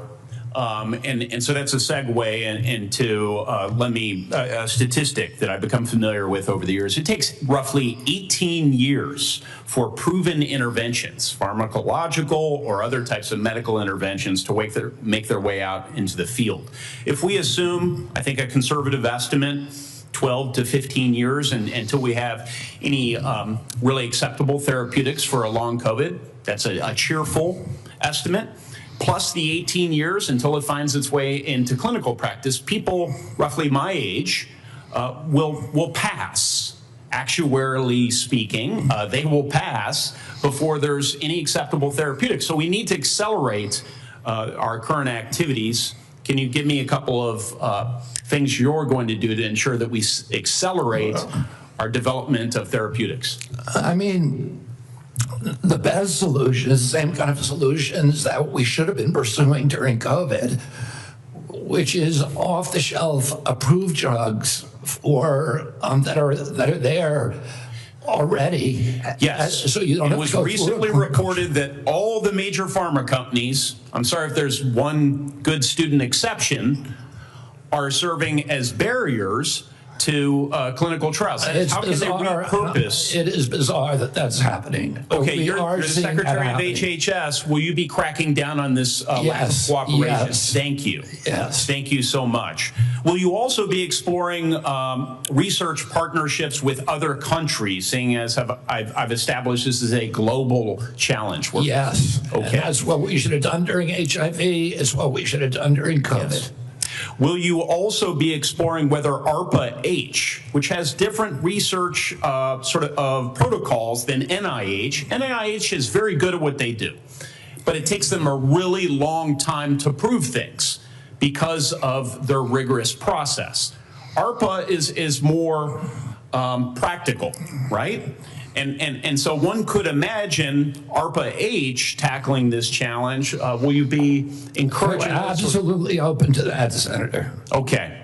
Will you be working with me and other members of the committee on your aggressive strategy as it continues? Yeah, and looking for good ideas everywhere. Okay. The last thing I'd like to briefly touch on with the chairman's indulgence is just recognizing the president's leadership as it relates to the appropriate use of civil commitment to deal with homelessness challenges, mental health challenges, et cetera. He's taking a look at these practices. This can be a difficult conversation for so many of us, but I think it is worth considering whether government can play a more assertive role in helping people off the streets who have serious mental illness get off the streets, receive the sort of treatment they really need to be healthy. Can you provide some very brief thoughts on this topic, and maybe then I could follow up with a phone call? On the topic of civil commitment. Yeah. We can follow up, Mr. It's mainly Secretary. happening in the States, so I want to hear your ideas on it if there's something that you Yeah, think I think the president said, you know, we ought to take a look at it. If there's somebody in 20-degree below zero temperatures consistently in Washington, D.C., and they're believed to perhaps have mental health challenges, might we consider how to offer them care and in and you know, in a controlled setting rather than allowing them to freeze to death? Might that be humane as we consider perhaps application of our laws? Follow up on that with you. All right. And Mr. Secretary, you've been here just like a minute or so under 3 hours. We appreciate that. We're not quite done yet. Senator Wyden has asked for one more round, so I said he, as the ranking member, should have the right to have one more round of 5 minutes for himself. And so, Senator Wyden, why don't you go ahead? Mr. Secretary, we'll keep this brief. I want to ask about mifepristone. I was the first member of Congress to hold a hearing on this drug, which now has served more than 7.5 million women, and of course it is used for reproductive health and medication abortion. It has been documented again and again as safe, and people say safer than Tylenol. And the reason that I'm asking the question is that I'm getting reports that you've said you're going to conduct a complete review of mifepristone's safety, and what we're hearing is it's not based on new clinical trials or data from the scientific community, but on one reviewed paper that's not a peer-reviewed paper by a political organization and Project 2025 sponsor whose stated mission is to advance an anti-abortion agenda. So what I'd like to hear today is for you to say that you'll commit that your best scientists, without bias, will be permitted to conduct this entirely unnecessary safety review. I don't see any evidence for it. You've called for it. But what I'd like to do is make sure that it's done right, and I'm very troubled by what I've heard about it. Your thoughts? You have my commitment. Okay. That'll be good science and good scientists. Okay. We'll get back to you to talk about specifically how that's going to play out, but I appreciate that. Okay, one last point for you, Mr. Chairman. I'm going to ask unanimous consent to enter into the record declaration by these kids, some of them very young, who in the middle of the night, we were told by whistleblowers, are being whisked away and the like. And what I'd like to enter into the record are statements by these kids that we have learned about, and also a memo prepared by the Guatemalan government outlining the deportation effort into the record. We've been able to obtain that, and I think it's an important part of the debate. And with that, I beat my time of 5 minutes. All right, without objection. Thank you very much, Senator Wyden. And we are now at the point where I'll just make a couple of very brief personal closing remarks, and then I've decided, Mr. Secretary, I said at the outset of this hearing it was going to be some partisan battling going on. That is something that is very obvious to anybody who's paid any attention to what's happened in the last 3 hours. There were several times that you were cut off, or I had to cut you off because we needed to keep moving along. And I'm not suggesting that you need to or should, but if there's anything that you felt you didn't have a chance to say, if you could briefly say it now, or if you would like, you'll have the opportunity to submit written responses to questions, which I'm going to reference in a minute, and you could make any further statements that you would like to make at that point. But I think I'll have mercy on everybody here and let us adjourn. All right, wise choice. Let me just say now that senators will be allowed to submit questions to you for the record by next Thursday, September 11th, by 5 p.m. And I just want to say, Mr. Secretary, during former Secretary Becerra's tenure, responses to these kinds of questions for the record were not delivered in a timely manner. And the example I'm going to give you is that on March 22, 2023, he got questions. He answered in February 22, 2024, 11 months later. A year seems excessive. And I'm going to ask you and your team to not follow the precedent set by Secretary Becerra, and instead to respond as promptly as you can to the questions for the record that you receive. I asked that of every single nominee, and you may or may not recall, you've probably already told me you would do that in your nomination hearing. But with that, once again, to my colleagues, the deadline for submitting these questions for the record is September 11th at 5 p.m. And hearing nothing further, this hearing is adjourned.